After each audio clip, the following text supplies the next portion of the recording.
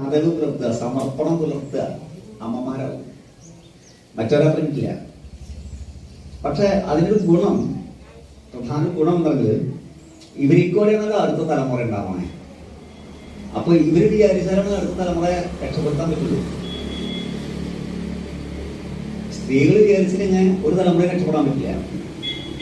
അപ്പൊ നമുക്ക് ഏറ്റവും ആശങ്ക ഉണ്ടാക്കുന്നതും കേരളത്തിലെ സ്ത്രീകളുടെ ഈ പൊസിഷനാണ്. കാരണം ഇപ്പൊ നമ്മളുടെ പെൺകുട്ടികളുടെയൊക്കെ പോക്ക്, കാര്യങ്ങളുടെ പോക്കില് ഇപ്പൊ ഈ മയക്കുമരുന്നും ഇതിലൊക്കെ ഏറ്റവും കൂടുതൽ ഇപ്പൊ പരസ്യമായിട്ട് മദ്യഷാപ്പിൽ കയറി ഇരുന്നിട്ട് വിധിക്കാൻ കൊണ്ടുപോകുന്ന തയ്യാറായി പോയി പല സ്ഥലങ്ങളിലേ. മയക്കുമരുന്നിന്റെ ഏജന്റുമാരിൽ കുറെ പേര് പെൺകുട്ടികളാണ്. ഈ പടിഞ്ഞാറൻ സംസ്കാരമില്ലേ, മൊബൈലൊക്കെ വന്നതിന്, ഈ സോഷ്യൽ മീഡിയ വന്നതിന് ശേഷം ഏറ്റവും അധികം ലോകത്തെ ബഹുവിധ സംസ്കാരങ്ങളും പരിചയപ്പെടുകയും അവർക്ക് സ്വീകരിക്കുകയും ചെയ്യണത് കുട്ടികളല്ലേ. വലിയത് അങ്ങനെ. പിന്നെ ടി വി എന്നുള്ള സീരിയലിലെ സ്വാധീനം വേറെ, മൊബൈലിൽ കൂടെയുള്ള സ്വാധീനമൊക്കെ കൂടുതൽ കുട്ടികളാണ്. അതിലേറ്റവും കൂടുതൽ പെട്ടെന്ന് അങ്ങനെയാണ് പോണത്, ആ രീതിയിലാണ് പോണത് പെൺകുട്ടികളാണ്. അതിലെ വസ്ത്രധാരണമൊക്കെ അങ്ങനെയല്ലേ. മറ്റത് നമ്മൾ വീട്ടിൽ നിന്ന് പോകുമ്പോൾ കുറച്ചും കൂടി ഒരു സഭ്യത കാണിക്കാറുണ്ട്. പക്ഷേ അമ്മമാരെല്ലാം പറയും മര്യാദയ്ക്ക് നോക്കാൻ. ഇപ്പോ കോളേജിലൊക്കെ കുട്ടികൾ പോയത് നിങ്ങൾക്ക് മനസ്സിലാവും ഞാൻ ഈ പറയുന്നത്. അപ്പൊ അങ്ങനെ കുറെ പ്രശ്നങ്ങളും നമ്മുടെ കുട്ടികൾ അഭിമുഖീകരിക്കുന്നുണ്ട്. അപ്പൊ അതിനിടയ്ക്ക് ഇങ്ങനത്തെ ഓരോ പരിപാടികളൊക്കെ സംഘടിപ്പിക്കുകയും ചെയ്യുമ്പോൾ അത്രയെങ്കിലും നമ്മുടെ കാര്യങ്ങളെയും നമ്മുടെ സംസ്കാരത്തിനെയൊക്കെ കുറിച്ചിട്ടുള്ള ബോധം ഉണ്ടാവുമല്ലോ കുട്ടികൾക്ക്. അതൊക്കെ അത്രയും ആശ്വാസം. അങ്ങനെ പറഞ്ഞോളൂ. നമ്മൾക്ക് ചെയ്യാവുന്ന ഇങ്ങനെ പ്രവർത്തിച്ചുകൊണ്ടേയിരിക്കാന്നല്ല, നോക്കുക നമുക്ക് ശരിയാവുന്ന ശരിയാവട്ടെ എന്നുള്ളതൊക്കെ. അതല്ലേ എന്തായാലും ഇതപ്പോ ഈ സ്ഥലത്ത് ഇവിടെ ഞാൻ രാമായണമൊപ്പം എന്നുള്ള നിലയ്ക്ക് നമ്മൾ സാധാരണ രാമായണം ഇതൊക്കെ പറയാറുള്ളത് കർക്കിടമാസത്തിലാണ്. കർക്കിടമാസത്തിൽ ഞാൻ ഇവിടെ വന്നിട്ടുണ്ടല്ലോ എന്നും പ്രാവശ്യം അല്ലേ? നിങ്ങൾക്ക് ഉണ്ടായിരുന്നോ? എല്ലാവരും ഉണ്ടായിരുന്നോ? ഭൂരിപക്ഷം പേരുണ്ടായിരുന്നോ? അതെയാ. പിന്നെ നമ്മളിവിടെ ഭാഗവത തത്വമകൻ നമ്മുടെ ആശ്രമത്തിൽ വന്നില്ല അല്ലേ? മറ്റേ ഗ്രഹങ്ങൾ നോക്കുന്നുണ്ട്, അപ്പൊ ഇയാൾ നോക്കുന്നുണ്ട്. അപ്പൊ വീട്ടിൽ നിന്നുള്ള ധർമ്മദൈവങ്ങൾ ഇങ്ങനെ കോപിച്ച്, ആരോട്? അമ്മയുടെ മക്കളോട് ധർമ്മദൈവങ്ങൾ ഇങ്ങനെ കോപിച്ച് വിഷമിച്ച് കരുതുള്ളി നിൽക്കണേ. അത് കാരണം അതെന്താ എന്തെങ്കിലും ചെയ്തില്ലെങ്കിൽ ധർമ്മദൈവങ്ങളുടെ പണിതല്ലേ, അമ്മയുടെ മക്കളെ വിരോധിക്കലല്ലേ. അതും ധർമ്മദൈവങ്ങളെ. നിങ്ങൾ ആ വാക്ക് മനസ്സിലാവുന്നില്ലേ? നമ്മൾ കൊണ്ടുവന്ന് നമ്മൾ പൂജിക്കണേ നമ്മുടെ ധർമ്മദൈവങ്ങൾ. നമ്മുടെ കയ്യിൽ നിന്ന് വെള്ളം കിട്ടാണ്ടവരെ വിഷമിച്ച് നടക്കണേ, ദാഹിച്ച് വലഞ്ഞ് നടക്കണ കാരണമായി. അത് കാരണം കുടുംബത്തിൽ നിന്ന് ദുരിതമുണ്ടാക്കുക അമ്മ മക്കളുടെ സാധാരണ മനുഷ്യസ്ഥിതി പോലാണ് ചെയ്യുക. മക്കൾ നോക്കിയില്ല അങ്ങനെയാണ്, മക്കൾ നന്നായി ജീവിക്കട്ടെ എന്ന് പറയല്ലേ നമ്മൾ ചെയ്യുക. അവരെ നന്നായി ജീവിക്കട്ടെ, എന്നെ ശ്രദ്ധിക്കുന്നില്ല ശരി, അവര് എവിടെയായാലും സന്തോഷമായിട്ട് എന്റെ മക്കളാണ്. ഇതല്ലേ അമ്മമാരെ മനസ്സിലാക്കുക. കാരുണ്യത്തിന്റെ അങ്ങേ അറ്റമായിട്ട് നമ്മൾ പ്രതിഷ്ഠിക്കണ ധർമ്മദൈവങ്ങള് മക്കളെ എങ്ങനെ ദ്രോഹിക്കുന്നത് ജ്യോത്സ്യം പറയണം. ഇത് കേട്ട് പേടിച്ച് അമ്പലത്തിൽ പോയി ഇന്ന വഴിപാട് എന്ന് പറഞ്ഞ ആൾക്കാർ വേറെ പറയുന്നു. കൂടുതൽ ഞാൻ കണ്ടുവരുന്ന ഹിന്ദുക്കൾ അങ്ങനെയൊക്കെയാണ്. അങ്ങനെയല്ലേ? അമ്പലത്തെ പുറത്തൊക്കെ കൂടുതൽ വഴിപാട് ചെയ്യുന്നതൊക്കെ ഇവിടെ ഭക്തി ഒരു വഴിപാട് ചെയ്യണ പരിപാടിയാണ്. വേദന്മാരെയും ദൈവന്മാരെയൊക്കെ ഇങ്ങനെ മണിയടിക്കാനുള്ള പരിപാടിയാണ്, മിക്സ് ചെയ്യാനുള്ള പരിപാടിയാണ്. അങ്ങനെ ബോധിച്ചാൽ നമ്മളെ പേടിയാണ്. ഒന്ന് ഈ പേടിയുമായിട്ട് ഭക്തിക്ക് ഒരു ബന്ധമില്ല. ഈ പേടി ഭക്തിയും ഒരുമിച്ച് പോവില്ല. ആരെയും നമ്മൾ പേടിക്കണേ, ആളെ നമുക്ക് സ്നേഹിക്കാൻ പറ്റില്ല. ഭക്തി എന്താ? ഭഗവാനോടുള്ള സ്നേഹമാണ്, സമർപ്പണമാണ്, വിശ്വാസമാണ്. ഇതിൻ്റെയൊക്കെ ഒരു ഏകീകൃത രൂപമാണ് ഭക്തി. ഭഗവാനെ അല്ലെങ്കിൽ ഭഗവതിയെ പൂർണ്ണ മനസ്സോടെ സ്നേഹിക്കുമ്പോഴാണ് എൻ്റെ അമ്മയാണ് അല്ലെങ്കിൽ എൻ്റെ ഭഗവാനാണ് എന്നുള്ള എനിക്ക് പൂർണ്ണ മനസ്സോടെ സ്നേഹിക്കുകയും നമ്മളെ അടക്കം നമ്മുടേതായ എല്ലാം ഭഗവാനോട് സമർപ്പിക്കുകയും എന്നിട്ട് എല്ലാ ഭാരവും ഭഗവാൻ ഏൽപ്പിച്ചുകൊണ്ട് ചുറ്റുപാടുള്ള നമ്മുടെ കടമകൾ എൻ്റെ ഭഗവാൻ എന്നെ രക്ഷിക്കുന്നുള്ള ഉത്തമ ബോധ്യത്തോടെ മനസ്സിനകത്ത് ഭഗവാന്റെ കാരുണ്യം അനുഭവിക്കുന്നുള്ള സന്തോഷത്തോടെ നിർവഹിക്കുമ്പോഴാണ് ഒരു ഭക്തന്റെ ജീവിതം ആത്മവിശ്വാസമുള്ളതാവും, പോസിറ്റീവ് ആവും. ഇപ്പൊ അങ്ങനെ പറഞ്ഞാലേ അറിയുള്ളൂ. പോസിറ്റീവ് ആറ്റിറ്റ്യൂഡ് ആവും അയാളുടെ മനസ്സിലുണ്ട്. കാരണം എപ്പോഴും തന്നെ ഭഗവാൻ രക്ഷിക്കുന്നുള്ള ബോധം ഉണ്ടാവും. അപ്പൊ നമുക്ക് നല്ല തലമുറ തുടങ്ങും. ഇങ്ങനെയൊക്കെ ഭക്തി വേണ്ട. ആ ഭക്തി വിശ്വാസവും സ്നേഹവും സമർപ്പണമൊക്കെ അല്ലേ പ്രത്യക്ഷത്തിൽ കാണുക അല്ലേ? പക്ഷെ ആളുകൾക്ക് ഭയമാണുള്ളതെങ്കിൽ, ഭഗവാനെ പേടിക്കുകയാണെങ്കിൽ അവിടെ എങ്ങനെയാ ഭക്തി ഉണ്ടാകുക? പേടിക്കേണ്ടത് നെഗറ്റീവ് ശക്തികളെയാ, രക്ഷിക്കുന്ന ശക്തികളെയല്ല.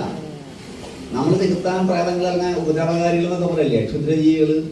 ഏതെങ്കിലും ധർമ്മദൈവങ്ങളോ രക്ഷസുകളോ വല്ലതൊക്കെ നമ്മളെ പേടിപ്പിക്കുന്നെങ്കിൽ അവരെ പൂജിക്കല്ല വേണ്ട, അവരെ ഉച്ചാരണം ചെയ്യാൻ വേണ്ട, വല്ല ആണിക്കടിച്ചവരോട്ട് കൊണ്ടുവരുത്ത വേണ്ട.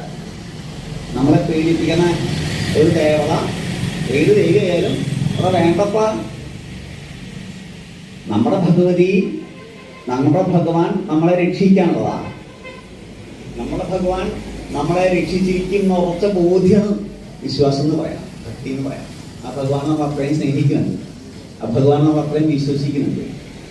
ജീവിതത്തിലെ എന്ത് പരാധീനത വന്നാലും എന്ത് പ്രശ്നം വന്നാലും എൻ്റെ ഭഗവാൻ അല്ലെങ്കിൽ എൻ്റെ അമ്മ എന്നെ കൈവിടില്ല എന്നുള്ള ഉത്തമ ബോധ്യം ഈ വിശ്വാസം. അല്ലാണ്ട് നിങ്ങൾ കൊടുക്കണേ, നമ്മൾ ആരെങ്കിലും കൊടുക്കണേ പുറത്ത് അല്ല പരിപാടാ പഞ്ചസാരയാ അല്ലെങ്കിൽ എന്തൊക്കെയാ അത് മേടിച്ച് സന്തോഷമായി അവർ തന്നിട്ടുണ്ട്, പകരം അവർക്ക് തോന്നും. അങ്ങനത്തെ കച്ചവടക്കാരനല്ല ഭഗവാൻ. മനസ്സിലാവുന്നോ പറയണേ? നമ്മൾ അങ്ങനത്തെ ഭക്തി നമുക്കുണ്ടാക്കണം, അങ്ങനത്തെ വിശ്വാസം നമുക്കുണ്ടാക്കണം. അത് മനസ്സിലാക്കാനാണ് ഇങ്ങനത്തെ വലിയ ഗ്രന്ഥങ്ങളും ഇങ്ങനത്തെ സദസ്സുകളും ഒക്കെ ഓരോ ഭാഗത്ത് ആസൂത്രണം ചെയ്യണേ.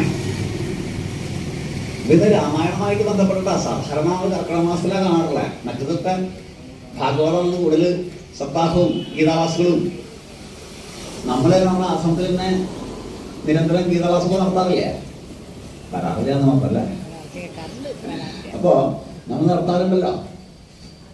പലർക്കും ഞാൻ പോയി നടത്തപ്പെട്ട സ്ഥിതിക്ക് തന്നെയാ ഗീതാവാസികളെ ആൾക്കാരുടെ എണ്ണം വളരെ കുറവാകും.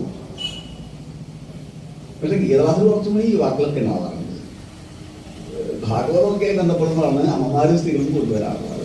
സത്യമാണ്. എന്തായാലും രാമായണം നമുക്ക് ഈ സമയത്ത് നോക്കുമ്പോൾ എല്ലാ കാലത്തും പ്രസക്തമായ രാമായണം. ഈ ഭാഗവതത്തിന്റെയും മറ്റൊക്കെ മുൻപ്, ഭാഗവതത്തിലൊക്കെ നമുക്ക് കൃഷ്ണന്റെയും ഭഗവാന്റെ കാര്യങ്ങളൊക്കെ പറഞ്ഞേക്കാളും മുൻപ് വളരെ പൗരാണിക കാലം തൊട്ടേ ആദ്യ ഗ്രന്ഥം എന്ന് പറയാവുന്നത്, ആദ്യ കാവ്യം എന്ന് പറയാവുന്നത് രാമായണമാണ്. രാമായണത്തിന് പഴക്കം ഇതൊന്നുമില്ല. നമ്മുടെ സങ്കല്പം അനുസരിച്ച് തന്നെ പ്രേതാത്മിക സങ്കല്പല്ലേ ഭഗവാന്റെ? ഈ ശ്രീരാമചന്ദ്ര മഹാപ്രഭുവിന്റെ സങ്കല്പം പ്രേതായുഗ സങ്കല്പമല്ലേ? മറ്റതൊക്കെ ദ്വാപരയുഗ സങ്കല്പല്ലേ? ഒരു യുഗം കഴിഞ്ഞിട്ടുള്ള സങ്കല്പല്ലേ? ഭഗവാന്റെ തിരോധാനത്തോടെ സ്വധാമപ്രാപ്തിയോടെ കലിയുഗം ആരംഭിച്ചു എന്നല്ലേ നമുക്ക് പറയാം. അങ്ങനെയല്ല നമ്മളെ കണക്ക്. മറ്റത് ത്രേതായുഗത്തിന്റെ സങ്കല്പല്ലേ? അപ്പൊ ആദ്യ കാവ്യം രാമായണ. പക്ഷെ അതിൽ കുറെ ചരിത്രമുള്ള കാരണമായി. രാമായണത്തിൽ അങ്ങനെയല്ലേ? രാമായണം ഇതിഹാസമല്ലേ? ഇതിഹാസമാകുമ്പോൾ എന്താ പ്രത്യേകത? അതിൽ കുറെ ചരിത്ര ആഖ്യായിക കൂടി ഉണ്ടാവും. പുരാണം ഇതിഹാസവും തമ്മിൽ കുറച്ച് വ്യത്യാസമില്ലേ? പുരാണങ്ങൾ നമുക്ക് 10-18 ഉണ്ട് ഇല്ലേ? ഒരു 5-6 പുരാണത്തിന്റെ പേര് പറയുക. കുറച്ച് പുരാണങ്ങൾ നമുക്കില്ലേ? ബ്രഹ്മപുരാണം, ബ്രഹ്മവൈവർത്ത പുരാണം, മത്സ്യപുരാണം, മാർക്കണ്ഡേയ പുരാണം, ഭവിഷ്യപുരാണം, ഭാഗവത പുരാണം, വിഷ്ണുപുരാണം, സ്കന്ദപുരാണം, അഗ്നിപുരാണം, ലിംഗപുരാണം, ഇങ്ങനെ തുടങ്ങുന്നു. അതിനൊക്കെ ഉപപുരാണങ്ങളും ഒരു 18 ഉണ്ട്. അതിലെ മാർക്കണ്ഡേയ പുരാണത്തിന്റെ അതിന്റെ ഒരു ഭാഗമാണ് ഈ ദേവി മഹാത്മ്യൊക്കെ. അതിൽ നമ്മൾ വിളിച്ചുപറയാറുള്ളത് യാദേവി സർവഭൂതേഷു ജീവനെ ത്യതിദീയതേ. കേട്ടല്ലേ? യാദേവി സർവഭൂതേഷു വിഷ്ണുമായേതി സപ്തിത നമസ്തസ്യൈ നമസ്തസ്യൈ നമസ്തസ്യൈ നമോ നമഃ. മാറില്ലേ? അതൊക്കെ അതിന്റെ ഭാഗ. ഇതുപോലെയാണ് ഓരോ പുരാണ പുരാണങ്ങളെയും ഉപപുരാണങ്ങളെയും ഭാഗമായിട്ട് നമുക്ക് ധാരാളം കാര്യങ്ങൾ പഠിപ്പിച്ചാണ്. ഇപ്പോൾ നമ്മൾ പരിശോധിക്കുന്നത് ഇതിഹാസമായിട്ടുള്ള രാമായണമാണ്. അപ്പൊ രാമായണം ഇതിഹാസമായത് ഈ പുരാണങ്ങളിൽ നമ്മുടെ മനസ്സിന്റെ എല്ലാ ഭാഗങ്ങളും എല്ലാ വിഷയങ്ങളും എങ്ങനെയൊക്കെ നമ്മുടെ മനസ്സ് പോവാം, ഒരു മനുഷ്യന്റെ മനസ്സ് എങ്ങോട്ടൊക്കെ പോവാം, എന്തെല്ലാം ഭാവങ്ങളും ഭാവനകളും വിചിത്രവും വികൃതവുമായിട്ടുണ്ട്, അതുപോലും പുരാണങ്ങൾ പരാമർശിക്കും. പുരാണങ്ങളിലെ ഒരു മനുഷ്യന്റെ മനസ്സ് പോണതിന് വല്ല പരിധിയുണ്ടാ, പിടിച്ചു നിർത്താൻ നമുക്ക് പറ്റുക. അപ്പൊ അതെങ്ങനെയൊക്കെ പോകാം, അതൊക്കെ ഒരു പുരാണത്തിലുണ്ടോ. നമുക്ക് ചിലപ്പോ അറപ്പ് തോന്നുന്ന കാര്യങ്ങൾ അതിന്റെ ഓരോ കഥാപാത്രങ്ങളൊക്കെ ചെയ്യും, വെറുപ്പ് തോന്നുന്നത്, ഒരിക്കലും യോജിക്കാൻ പറ്റാത്തത്. പക്ഷെ വേദവ്യാസം എന്തിനാ അവർക്ക് എഴുതി വെച്ചത്? ഇങ്ങനെയൊക്കെ സംഭവിക്കാം, ഇങ്ങനെയൊക്കെ മനുഷ്യൻ മനസ്സ് പോവാന്ന് നമുക്ക് കാണിച്ചു തരാനാണ്. അങ്ങനെ ആവാൻ വേദവ്യാസം പറയില്ല. വേദവ്യാസൻ, സത്യവതീസുതൻ ഭഗവാൻ, ജ്ഞാനത്തിന്റെ അവതാരമാണ് നമുക്ക് വേദവ്യാസം ഭഗവാൻ. അദ്ദേഹം ഇതൊക്കെ എഴുതി വെച്ചത് നിങ്ങളെ ഹിന്ദുക്കളുടെ ഗ്രന്ഥങ്ങൾ മുഴുവൻ വൃത്തികേടുകൾ മാത്രമാണ് കാണിക്കാനല്ല. 4 വേദങ്ങളെയും പകുത്ത വലിയ മഹാത്മാവാണ് വേദവ്യാസൻ. അങ്ങനെ പേര് വന്നേ. അദ്ദേഹം പെരയിൽ വെച്ച് വേദവ്യാസം അവിടെ വെച്ചിട്ട് ബ്രഹ്മസൂത്രം രചിച്ചു. അദ്ദേഹത്തിന്റെ ഗ്രന്ഥം ഏറ്റവും പ്രധാനപ്പെട്ടത് അദ്ദേഹത്തിന്റെ എന്ന് പറയാവുന്നതാ. ഒരു ശിഷ്യനെ കൊണ്ട് പറയിപ്പിക്കും ഉത്തരമീമാംസ, പൂർവഭാഗം പൂർവമീമാംസ, ദൈവിനെയാണ് ശിഷ്യൻ. ആണ് ബ്രഹ്മസൂത്രം വലിയ ഗ്രന്ഥമൊക്കെയാ. അങ്ങനത്തെ എഴുതുന്ന കാര്യം അങ്ങനത്തെ അനാവതാരമാണ് നമുക്ക് പുരാണങ്ങൾ എഴുതി തന്നത്. അഷ്ടാദശ പുരാണങ്ങളും 18 പുരാണങ്ങളും കൃത്വ സത്യവതീസുത വേദവ്യാസനം നമുക്ക് എഴുതി തന്നത്. എന്നിട്ട് അതിന് മുഴുവൻ ഇങ്ങനത്തെ കുറെ കഥകളൊക്കെ ഉണ്ട്. ഈ വേദാന്തം ബ്രഹ്മസൂത്രം എഴുതിയ, ബ്രഹ്മത്തിന്റെ തത്വം പറയുന്ന വേദവ്യാസൻ ഇങ്ങനത്തെ കഥകളൊക്കെ എഴുതിയ ചില പുരാണങ്ങൾ അയച്ചു നോക്കിയാലല്ല, ഞാൻ പറയണ്ട, അങ്ങനത്തെ കഥകളൊക്കെ എഴുതിയിരിക്കും. അതൊക്കെ എഴുതുമ്പോഴും നമുക്കൊരു മാർഗനിർദ്ദേശം ഉണ്ട്, നമ്മളങ്ങനെ ആവണമെന്നല്ല, അങ്ങനെ ആവരുത് എന്നാണ്. പുരാണങ്ങളിൽ കാണിക്കുന്ന ധാരാളം വൃത്തികേടുകളൊക്കെ ഉണ്ടാവും. അതിൽ ദേവന്മാരെ കോളത്തിൽ ചെയ്യുന്ന കാര്യങ്ങളൊക്കെ ഞാൻ പറയാണ്ടെന്ന് അറിയാലോ. അതില് അവിടെ എന്തുമില്ല, നമ്മൾ കാണിക്കണ സാധാരണക്കാരൻ കാണിക്കുന്ന മര്യാദ പോലും ഇല്ലാണ്ടുള്ള പെരുമാറ്റങ്ങള് അമ്മയില്ല, പെണ്ണുമില്ല, അങ്ങനത്തെ കുറെയൊക്കെ കാണിക്കും. അതൊക്കെ അതിൽ എഴുതിയിട്ടുണ്ട്. ഒരു പുരാണം സമഗ്രമാകുമ്പോ ഒരു മനുഷ്യന്റെ മനസ്സ് നന്മയിലേക്കും തിന്മയിലേക്കും വൈകൃതത്തിലേക്കും കൃതത്തിലേക്കും ഒക്കെ എങ്ങനെയാ പോണത് എന്ന് നമുക്ക് പഠിപ്പിച്ചു തരാനാണ് അത് എഴുതിയത്. എന്നിട്ട് അദ്ദേഹം പറയുന്നു, അതിനൊക്കെ ഇടയിൽ ഒരു ധർമ്മത്തിന്റെ ഒരു നേർത്ത നൂല് എല്ലാ പുരാണത്തിലും ഉണ്ടാവും. ഇതിനൊക്കെയുണ്ട്. പക്ഷെ മക്കളെ, ഇതിങ്ങനെയാണ് നിങ്ങൾ പോണത്. അതോ നമ്മൾ മനസ്സിലാക്കേണ്ടത്. അല്ലാതെ അയാളെ അങ്ങനെ ചെയ്തിട്ടുണ്ട്, ഇന്ന ആളിങ്ങനെ ചെയ്തിട്ടുണ്ടാകാം, നമുക്കിങ്ങനെ ആവാമെന്നല്ല നമ്മൾ പിടിക്കേണ്ടതേ. പുരാണം കൊണ്ട് വേദവ്യാസൻ ഉദ്ദേശിച്ചത് ഇതിങ്ങനെയൊക്കെ ഉണ്ട്, നിങ്ങൾ പോകേണ്ടത് ഇങ്ങനെയാണ്. നിങ്ങളുടെ മനസ്സിൽ ഇങ്ങനെയൊക്കെ പോയേക്കാം. അങ്ങനെയൊക്കെ പോണില്ലേ, നാട്ടിൽ കാണില്ലേ, അരുതാത്തത് പലതും കേൾക്കണില്ലേ, ഇതൊക്കെ ഉണ്ടാകും എന്നാണ് വേദവ്യാസം പറയണേ. വരാൻ പോണ കാര്യങ്ങളെ കുറിച്ച് പോലും അദ്ദേഹം ഒരു പുരാണം എഴുതിയിട്ടുണ്ട്. അതാണ് ഭവിഷ്യ പുരാണം. ഉണ്ടാകാൻ പോകുന്ന കാര്യങ്ങളില്ലേ, സംഭവിക്കാവുന്നത്, അതും അദ്ദേഹം എഴുതിയിട്ടുണ്ട്. അതല്ല, അദ്ദേഹത്തിന്റെ ഉച്ഛിഷ്ടം ലോകത്തല്ല. വ്യാസോച്ഛിഷ്ടം ജഗത് സർവ്വം എന്ന് പറയേണ്ട കാരണം അതല്ല. എന്തായാലും അത് വ്യാസഭഗവാൻ ഒരു ഭാഗത്ത് നിർവഹിക്കുമ്പോഴും മറ്റൊരു ഭാഗത്ത് വാൽമീകി മഹർഷി എന്താണ് പൗരുഷമെന്നും എന്താണ് ധർമ്മമെന്നും വളരെ വ്യക്തമായി കാണിച്ചു തന്നിട്ടുണ്ട് നമുക്ക്. എന്താണ് സ്ത്രീത്വമെന്നും ഈ പൗരുഷത്തിന്റെ ഈ ധർമ്മവും സൈനകളുടെ ഈ മഹത്വവും ഒക്കെ എങ്ങനെയാണ് നമുക്ക് വ്യക്തമായി പഠിപ്പിച്ചു തരിക. അതുണ്ടായേക്കാവുന്ന പ്രേരണകള്, അതുണ്ടായേക്കാവുന്ന പ്രലോഭനങ്ങള്, അതിൽ വന്നേക്കാവുന്ന തടസ്സങ്ങള്, ഭീഷണികള്, അതിനൊക്കെ എങ്ങനെയാ ഒരു മനുഷ്യൻ നേരിടേണ്ട ജീവിക്കുമ്പോ, ഇതൊക്കെ കാണിച്ചു തരാൻ വേണ്ടിയിട്ട് അന്നത്തെ ഒരു ചരിത്ര കഥയെ അവലംബമാക്കിയിട്ട് അതിനെ വളർത്തിക്കൊണ്ടുവന്ന് എഴുതി തന്നതാണ് നമുക്ക് സൃഷ്ടിച്ചു തന്നാണ് രാമായണം. നമ്മളുടെ വിഷയം രാമായണം. ഞാൻ സാന്ദർഭികമായിട്ട് വേദവ്യാസനിലേക്ക് ഒന്ന് പോയെന്നേ ഉള്ളൂ. ഈ ഇതിഹാസവും പുരാണവും എന്നുള്ള വ്യത്യാസം പോലെ ഞങ്ങൾ പോയതാണ്. അപ്പൊ രാമായണം അങ്ങനെയാ. അതിലപ്പോ എല്ലാ 4 വേദങ്ങളെ കുറിച്ച് എഴുതിയിട്ടുണ്ട്. 4 വേദങ്ങളിലെയും തത്വങ്ങളൊക്കെ അതിൽ സംക്ഷേപിച്ചിട്ടുണ്ട്, കംപ്രസ് ചെയ്ത് വെച്ചിരിക്കുക. നന്മറ നേരായ രാമായണം ചമയ്ക്കയാൽ എന്നല്ലേ പറയാം. മറനേടായ 4 വേദങ്ങളുടെയും അന്തസത്ത മുഴുവൻ ഒരുക്കിയെടുത്ത, അത് കാരണം നാലുമുഖന് ബ്രഹ്മാവിന് ഉള്ളിൽ ബഹുമാനത്തെ വളർത്തിയ വാൽമീകി മഹർഷിയെ കുറിച്ച് പറയാൻ അദ്ദേഹം അത് വ്യക്തമായിട്ട് ഉദ്ദേശിക്കുന്നത് തന്നെ നിങ്ങളെപ്പോഴും ഈ കഷ്ടപ്പാടുകളും വിധിയും അത് പറഞ്ഞാൽ കീഴടങ്ങാതെ തൻ്റെ ഇടത്തോടെ മുന്നേറാനാണ്. എന്ത് പ്രലോഭനം വന്നാലും അല്ലെങ്കിൽ എന്ത് ഭീഷണി വന്നാലും കീഴ്പ്പെടാത്ത സ്ത്രീത്വമായിരുന്നു സീതാദേവി. മര്യാദ പുരുഷോത്തമൻ ഭഗവാനാണ്. തത്തുല്യമായ ഏത് പ്രതിസന്ധിയെയും കാട്ടിൽ ആരും ഇല്ലെങ്കിലും സൗരംഗ സൈന്യം ഇല്ലെങ്കിലും എത്ര വലിയ ഭയങ്കര രാക്ഷസ പടയായാലും സ്വന്തം ആത്മതേജസ് കൊണ്ട് മാത്രം നേടാമെന്ന് നമ്മളെ പഠിപ്പിച്ചതാണ്. ഈ വാൽമീകി മഹർഷി അങ്ങനത്തെ ഒരാളായിരുന്നു. പക്ഷെ രാമായണം വായിക്കണം നമ്മൾ അത് മനസ്സിലാക്കില്ല. രാമായണം വായിക്കണം നമ്മളെന്താ മനസ്സിലാക്കുക, ഇതൊക്കെ എൻ്റെ വിധിയല്ലേ എന്ന് പറയുന്നത് തൊട്ടുകൊടുക്കുകയും. ചില ആൾക്കാർ പറഞ്ഞു കേൾക്കുമ്പോൾ നമുക്ക് വിഷമം തോന്നും. ചില ഹിന്ദുക്കൾ പറയുന്ന പറയാം, അതൊക്കെ അവരുടെ കർമ്മല്ലേ മക്കളെ എന്നാ പറയാം. ഓരോരുത്തരും ചെയ്യുന്ന കർമ്മത്തിന്റെ ഫലം രാമായണം വായിക്കുമ്പോൾ ആൾക്കാർ പറയാറില്ലേ? നിങ്ങളും പറയാറില്ലേ? ശരിക്കും പറയാറില്ലേ? നമ്മളെന്താ പറയാ, എല്ലാവരുടെയും കർമ്മത്തിന്റെ ഒരു പ്രമാണം തരും. ഇതാണ് രാമായണത്തിന്റെ തത്വം. ഇത് രാമായണത്തിന്റെ തത്വമാണ് അവർ പറയണേ. നിങ്ങൾക്ക് മനസ്സിലായല്ലേ? ശരിയല്ലേ സ്വാമി? നിങ്ങളോട് അങ്ങനെ കീഴടങ്ങിയിരിക്കാൻ രാമായണം പറയുന്നുണ്ടോ? രാമായണം അങ്ങനെ പറയുമോ? വിധി എതിരായാലും വിധി എത്ര പ്രതികൂലമായാലും അതിനെ അതിജീവിച്ച് സ്വന്തം തന്റേടം കൊണ്ടും പൗരുഷം കൊണ്ടും മുന്നേറാൻ പഠിക്കുന്ന ഗ്രന്ഥ രാമായണം. ആ രാമായണം ഇതൊക്കെ വിധിയാന്ന് പറഞ്ഞ് മിണ്ടാണ്ടിരിക്കാൻ പറയണില്ല. ഞാൻ മുൻപ് പറഞ്ഞ വരി, താൻ നിരന്തരം ചെയ്യുന്ന കർമ്മങ്ങൾ എന്ന് പറഞ്ഞ വരി ഭഗവാൻ പറഞ്ഞ വരിയല്ലല്ലോ. അല്ലെങ്കിൽ പിന്നെ ഭഗവാൻ ഇങ്ങനെ പറയില്ലേ, സീതാദേവി പോയത് കർമ്മത്തിന്റെ ഫലമാവും, രാക്ഷസ രാജാവ് അടിച്ചു മാറ്റിയത് അയാളുടെ യോഗമാവും. നമ്മുടെ നമുക്ക് മിണ്ടാണ്ടിരിക്കാന്ന് പറയാൻ പറയാ.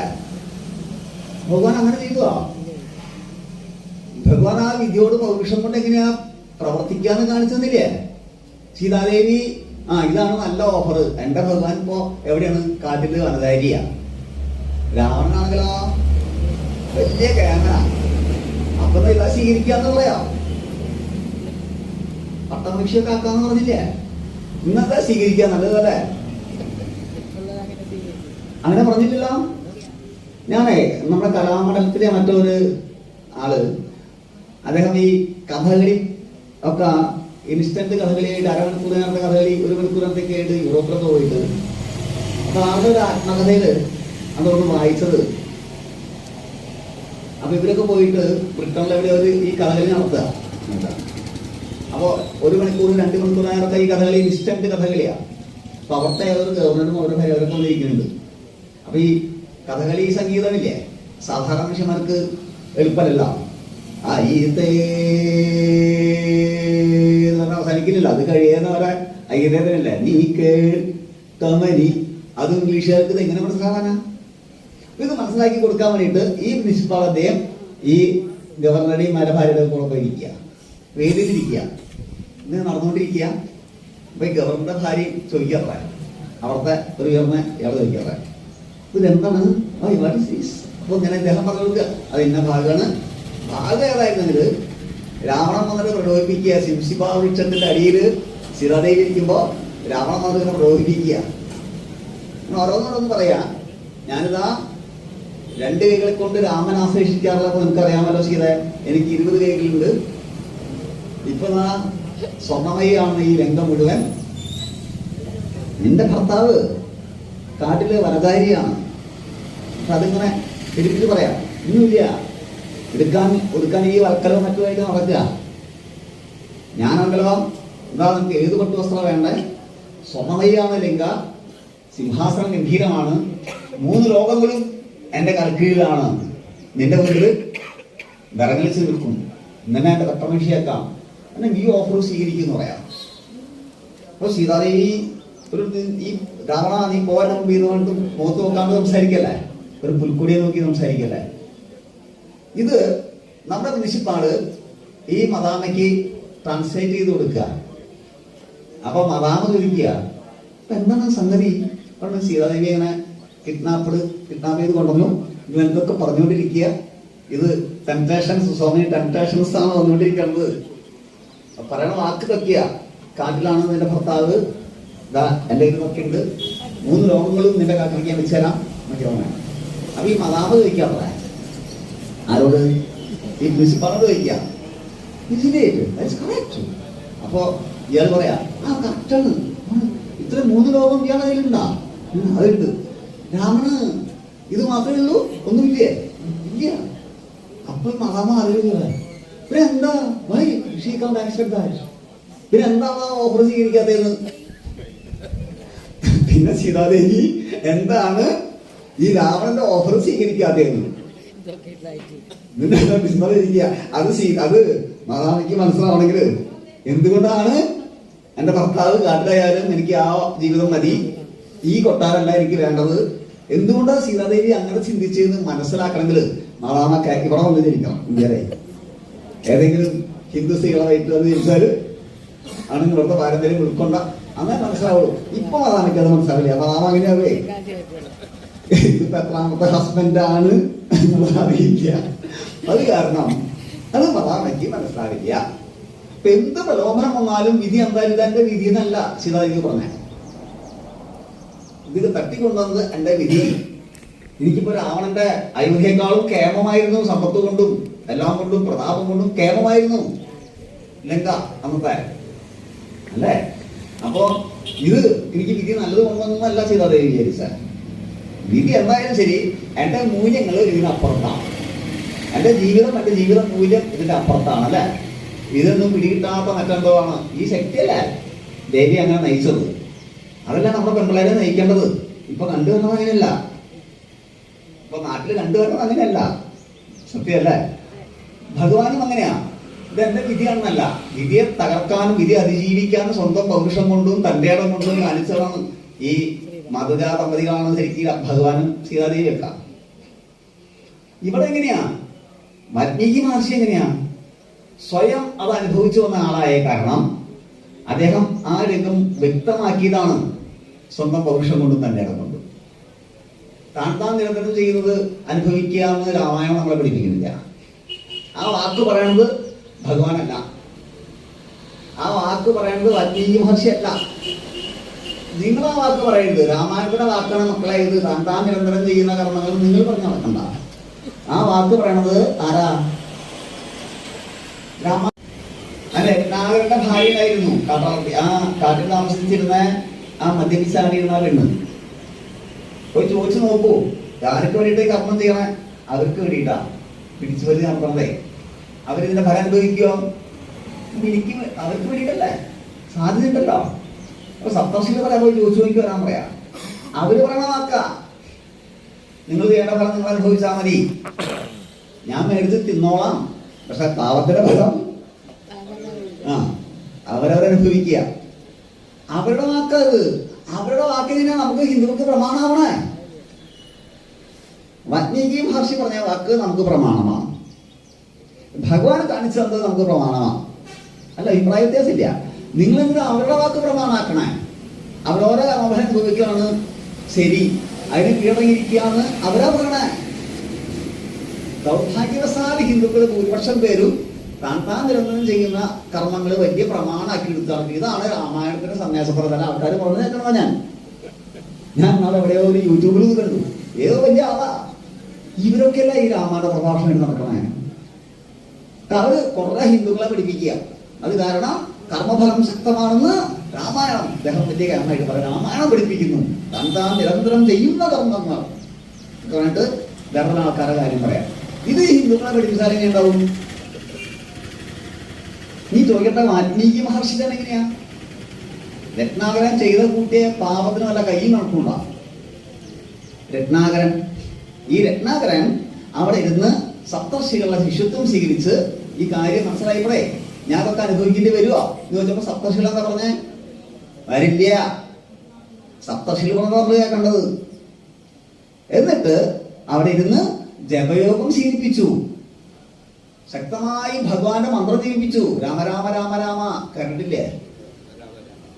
ആദ്യം മരാമര അത് പറയാനുള്ള പുണ്യം ഉണ്ടായിരുന്നില്ല.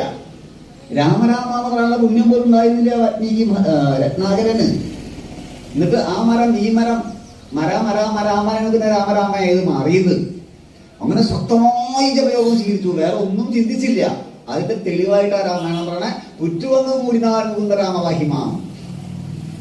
വാൽമീകം വന്ന് മൂടി എന്നാ അത്രയും നിശ്ചിതനായിട്ട് കഠിന തപസ് ഇതിനൊക്കെ രക്ഷപ്പെടണേ, ചെയ്ത പാപത്തിൽ നിന്നൊക്കെ രക്ഷപ്പെടണം.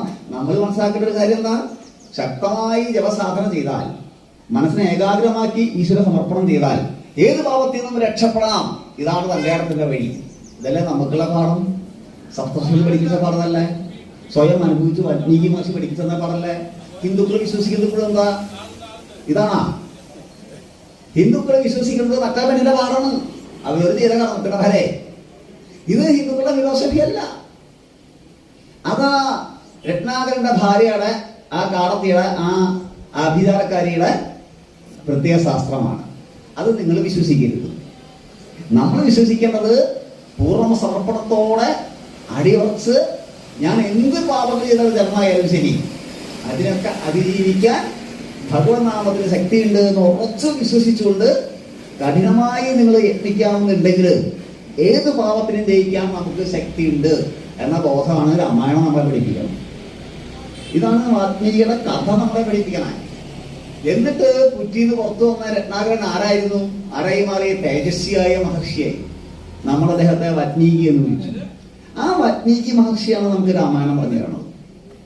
പിന്നെ എങ്ങനെയാ രാമായണം വിധിവാദമായി മാറുന്നത്? വിധിക്ക് കീഴടങ്ങാവുന്ന അന്ധമായ വിധിവാദത്തിനെതിരായ ഗ്രന്ഥമാണ് രാമായണം. അതിലെ ഭക്തി പോലും അങ്ങനെയാണ്, അതിൽ ഓരോ ഭാവങ്ങളും അങ്ങനെയാണ്. ശുദ്ധമായ ഭക്തിയുടെയും സമത്വത്തിന്റെയും ഭാഗമായി അതിൽ പറയണ ആ ശബരിയുടെ കഥയും അങ്ങനെയാണ്. ഭഗവാൻ കാണിച്ചറിഞ്ഞ ഏറ്റവും ഏറ്റവും ഏറ്റവും ലാളിത്യമാർന്നതും സത്യത്തിന്റെ ആർദ്രവുമുള്ള ഭാവമാണ് ആ ശബരിയുടെ ആശ്രമമായിട്ട് ബന്ധപ്പെട്ട കാര്യം. കാരണം ഞാനത് എന്റെ വിഷയമല്ല, ഞാൻ പറയുന്നില്ല. ഞാൻ എൻ്റെ വിഷയവുമായിട്ട് യോജിപ്പിക്കുന്നത് നമ്മുടെ രാമായണം കാണിച്ചു തരുന്ന ഭക്തിഭാവങ്ങളിൽ മുഴുവൻ ഈ സമർപ്പണത്തോടൊപ്പം ഈ സക്രിയ ഭാവമുണ്ട്. രാമായണം ഏറ്റവും ഗംഭീരമായ വാൽമീകി മഹർഷി തന്നെ അങ്ങനെയാണ്. ഇനി ദൈവനെ രക്ഷിച്ചോന്ന് വെറുതെ പറഞ്ഞിരിക്കല്ല ചെയ്ത, സാധന ചെയ്തു, ജപയോഗം ചെയ്തു, ശ്രമിച്ചു. നമ്മൾ ജനിക്കുക എങ്ങനെയാ?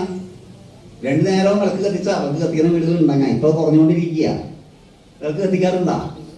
ശരിക്കും രണ്ട് സന്ധ്യയ്ക്കും വിളക്ക് കത്തിക്കുന്ന വീടുകളുണ്ടെങ്കിൽ തന്നെ എന്തെങ്കിലും ചൊല്ലിയ അല്ലെങ്കിൽ അപ്പോഴേക്കും സീരിയൽ തുടങ്ങാറായിട്ടുണ്ടാവും. ഇതൊന്ന് കത്തിച്ചു വരിക. അങ്ങനത്തെ വീടുകളായി നമ്മളെ കുറെ കുടുംബങ്ങളായി. അങ്ങനെ വീട്ടില് ഹിന്ദു കുടുംബങ്ങളെ വരുള്ളൂ കൂട്ടാ. വേറെ ഭാഗത്ത് നിസ്കരിക്കാറായ സമയത്ത് ടി വിയിലെ സീരിയലൊന്നുമില്ല, അത് നിസ്കരിക്കാൻ പോയിട്ടു. അങ്ങനല്ലേ? നാളെ പരീക്ഷയിൽ നമ്മൾ ഇന്ന് ജപിക്കാൻ നിൽക്കണ്ട, ഇന്ന് അതിന് നിൽക്കണ്ട, നാളെ നിൽക്കണ്ട, നാളത്തെ പരീക്ഷകളിൽ പിടിച്ചോ ഇട്ടറിയുന്നു. അങ്ങനെ ഒരു വേറെ കുടുംബത്ത് പറയുന്നത് വിചാരിക്കണ്ട. നാളെ പരീക്ഷയല്ലേ? റസിയ നീ സുബഹി നിസ്കരിച്ചണ്ട, ആയിഷ നീ മഗ്രിബ് നിസ്കരിച്ചണ്ട എന്നാണ് ചോദിക്കുക. മനസ്സിലാകണ്ടോ? നിങ്ങൾ പറയുന്നത് ചിലപ്പോ അതെ ഇനിയിപ്പോ ഈ നാളിലാണെന്ന് അറിയില്ല, നാളെ. ഇതാണ് നമ്മുടെ വിശ്വാസത്തിന്റെ തീവ്രതയും മറ്റുള്ള പലരുടെയുമായിട്ട് വ്യത്യാസം. ഞാൻ അവരോട് ദേഷ്യത്തില്ലാതാണ്. എനിക്ക് ആ കാര്യത്തിൽ അവരോടൊക്കെ ബഹുമാനമുള്ള ഈ പറഞ്ഞ കാര്യത്തിൽ സ്വന്തം വിശ്വാസം അതിന്റെ തീവ്രതയുമായിട്ടൊന്നും ഇഷ്ടമില്ലേ, ഈ കാര്യത്തിൽ എനിക്ക് അവരോട് ബഹുമാനമുണ്ട്. മറ്റെല്ലാ കാര്യങ്ങളും ധാരാളം കാര്യങ്ങളിൽ ശക്തമായ വിയോജിപ്പ് പറയുമ്പോഴും ഈ കാര്യത്തിൽ അവരെ കണ്ടുപഠിക്കണം. നമ്മുടെ കുടുംബങ്ങളിൽ എങ്ങനെയാ? അങ്ങനെയല്ലേ? അവരെ ഒരു വ്രതം വരുമ്പോൾ, ഒരു റംസാൻ വരുമ്പോൾ അവരെല്ലാവരും എങ്ങനെയാ കാണണില്ലേ? ഇവിടെ ഏകാശി അത് അതിശയം വന്ന എങ്ങനെയാ? സ്വർഗവാരി തുറന്ന ഏകാശിയാ. കാരണം ഇന്നും ഒരിക്കൽ കൊണ്ട് അത് കാരണം ഒരു നേരം മുളി കഴിക്കുക, ബാക്കി നേരം മുഴുവൻ ഗോതമ്പും പുഴുക്കും കഴിക്കുക, മൂക്കും മുട്ട. സാധാരണ ഒരു പ്ലേറ്റ് കഞ്ഞിയെ കുടിക്കാറുള്ള, അല്ലെങ്കിൽ ഒരു പുഴുക്കാകുമ്പോൾ ഇന്ന് ഒരിക്കലിന്റെ കൂടുന്നു, ബാക്കിയൊക്കെ പറ്റുന്നില്ലേ? ഒരു 3 പ്ലേറ്റ് ആക്കുക ഗോതമ്പ് മുറുക്ക് കഞ്ഞിയും, പിന്നെ ഓരോ 2 കിടന്നു. ഇതാണ് ഒരിക്കൽ ഊണേ, ഇതാണ് ഏകാദശിയെ. ഏകാദശി അന്നത്തെ കാര്യം പറഞ്ഞ തലേദിവസ കാര്യമല്ല ഞാൻ ഈ പറഞ്ഞേ. പലരും കാണിച്ചു കൂട്ടണതേ അന്ന് മുഴുവൻ ഉപവാസം എടുക്കാനോ, അതിനുശേഷം ഉറപ്പുളയ്ക്കാനോ, അതിനുശേഷം ഒരു സഹസ്രനാമം തല്ലാനോ, അതിനും പറ്റിയില്ലെങ്കിൽ കണ്ടോ ഭാഗവതത്തിന്റെ ബൃഹത്തായ ഭാഗവതം വായിക്കാനോ, പിറ്റേന്ന് സാത്വികനായ ഒരു മനുഷ്യനെ സന്യാസിയായി കിട്ടിയാൽ സന്യാസിമാരുണ്ടായി വരില്ല.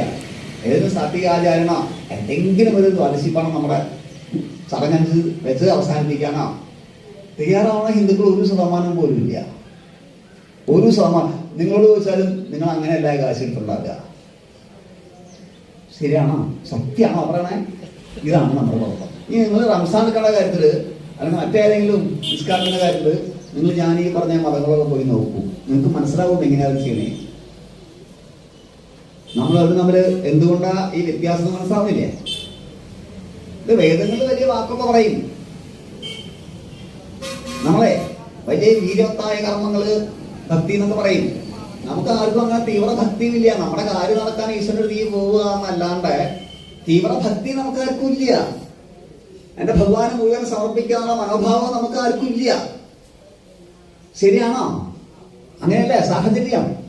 ഇതാണ് നമ്മുടെ അടിസ്ഥാന വ്യത്യാസം.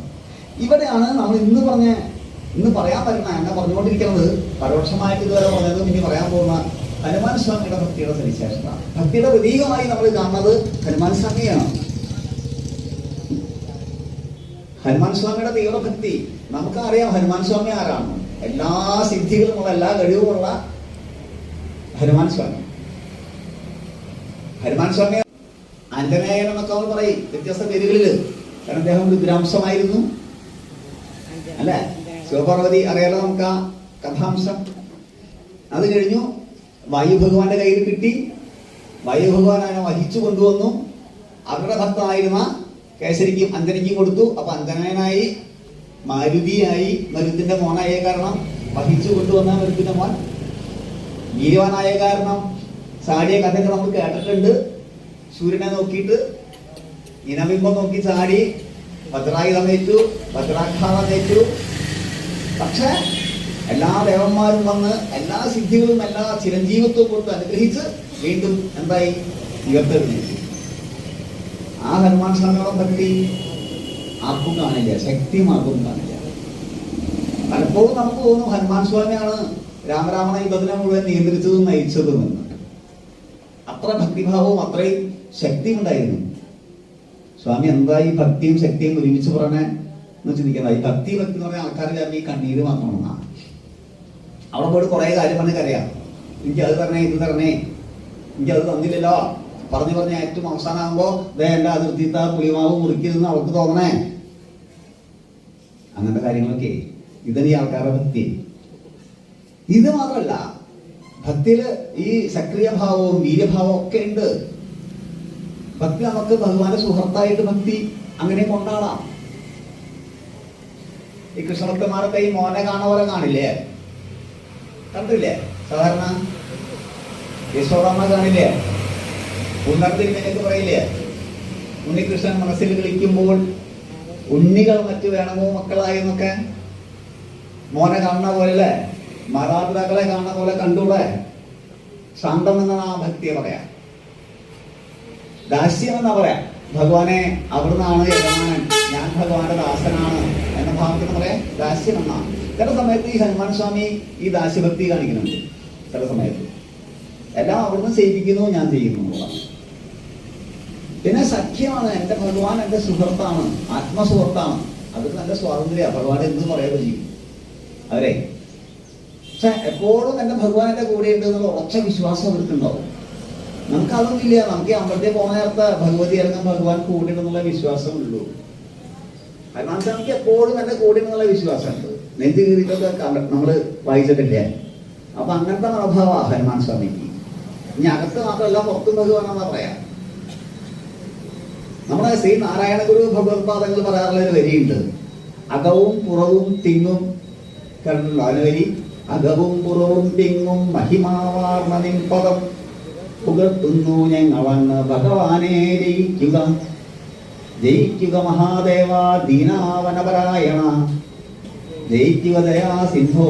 എന്താ ആ വരികളിലൊക്കെ കാണുന്നത്? എന്താ? അകത്തും പുറത്തും തിങ്ങുന്ന ഭഗവത് പദത്തെ കാണുന്നു. മാനസികാവസ്ഥയിലെ എല്ലാവർക്കും ഭഗവാൻ തന്നെ കാണുന്ന അവസ്ഥയാണ്. ഉജ്ജ്വലാണത്.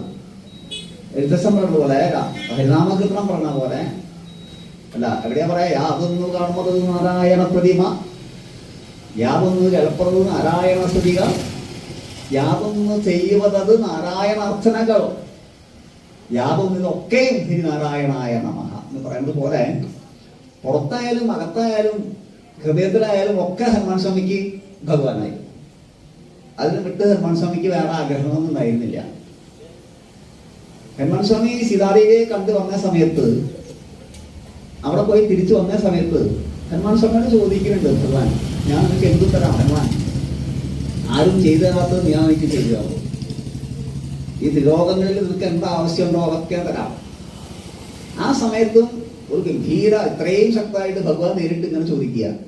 ഭഗവാൻ ചോദിക്കുക, ഞാൻ അങ്ങേക്ക് എന്തും തരാമെന്ന് പറയാം. ഭഗവാൻ ആരോട്? ഹനുമാൻ സ്വാമിയോട് പറയാം. സാധാരണ നമ്മൾ എല്ലാം അങ്ങോട്ടല്ലേ സമർപ്പിക്കുക. ഇത് ഭഗവാൻ സമർപ്പിക്കുക. അതാ എന്റേതായ മുഴുവൻ ശക്തി ഞാൻ നിനക്ക് സമർപ്പിക്കുക, എനിക്ക് എന്താ വേണ്ടത്? ആ സമയത്തും ഹനുമാൻ സ്വാമി പറഞ്ഞ വാക്കുണ്ട്. നിങ്ങളാണ് എന്തെങ്കിലും ചോദിക്കുക, ശരിക്കും ആലോചിച്ച് നോക്കൂ. ചിലവരുടെ ആഗ്രഹം അത് അല്ലേ, അനക്കാവും. ഹനുമാൻ സ്വാമി ആ സമയത്ത് പറഞ്ഞത് എന്താ? ഭഗവാനെ എനിക്കിതൊന്നും വേണ്ട, ഇതൊക്കെ ചെയ്ത ഹനുമാൻ സ്വാമിക്ക് ഒന്നും വേണ്ട.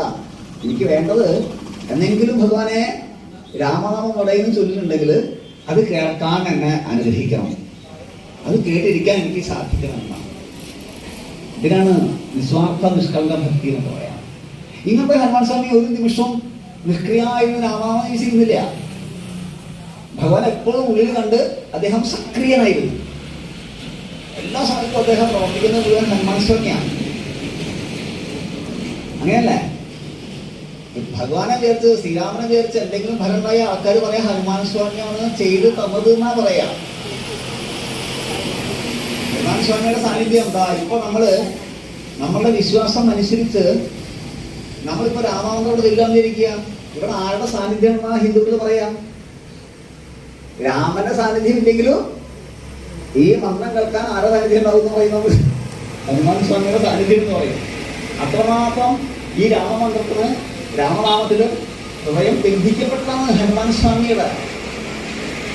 അല്ലേ? ഹനുമാൻ സ്വാമി ബ്രഹ്മാസ്ത്രമേറ്റ് ഇവരൊക്കെ തകർന്ന് ബോധം കെട്ടുപോയി. ഭഗവാൻ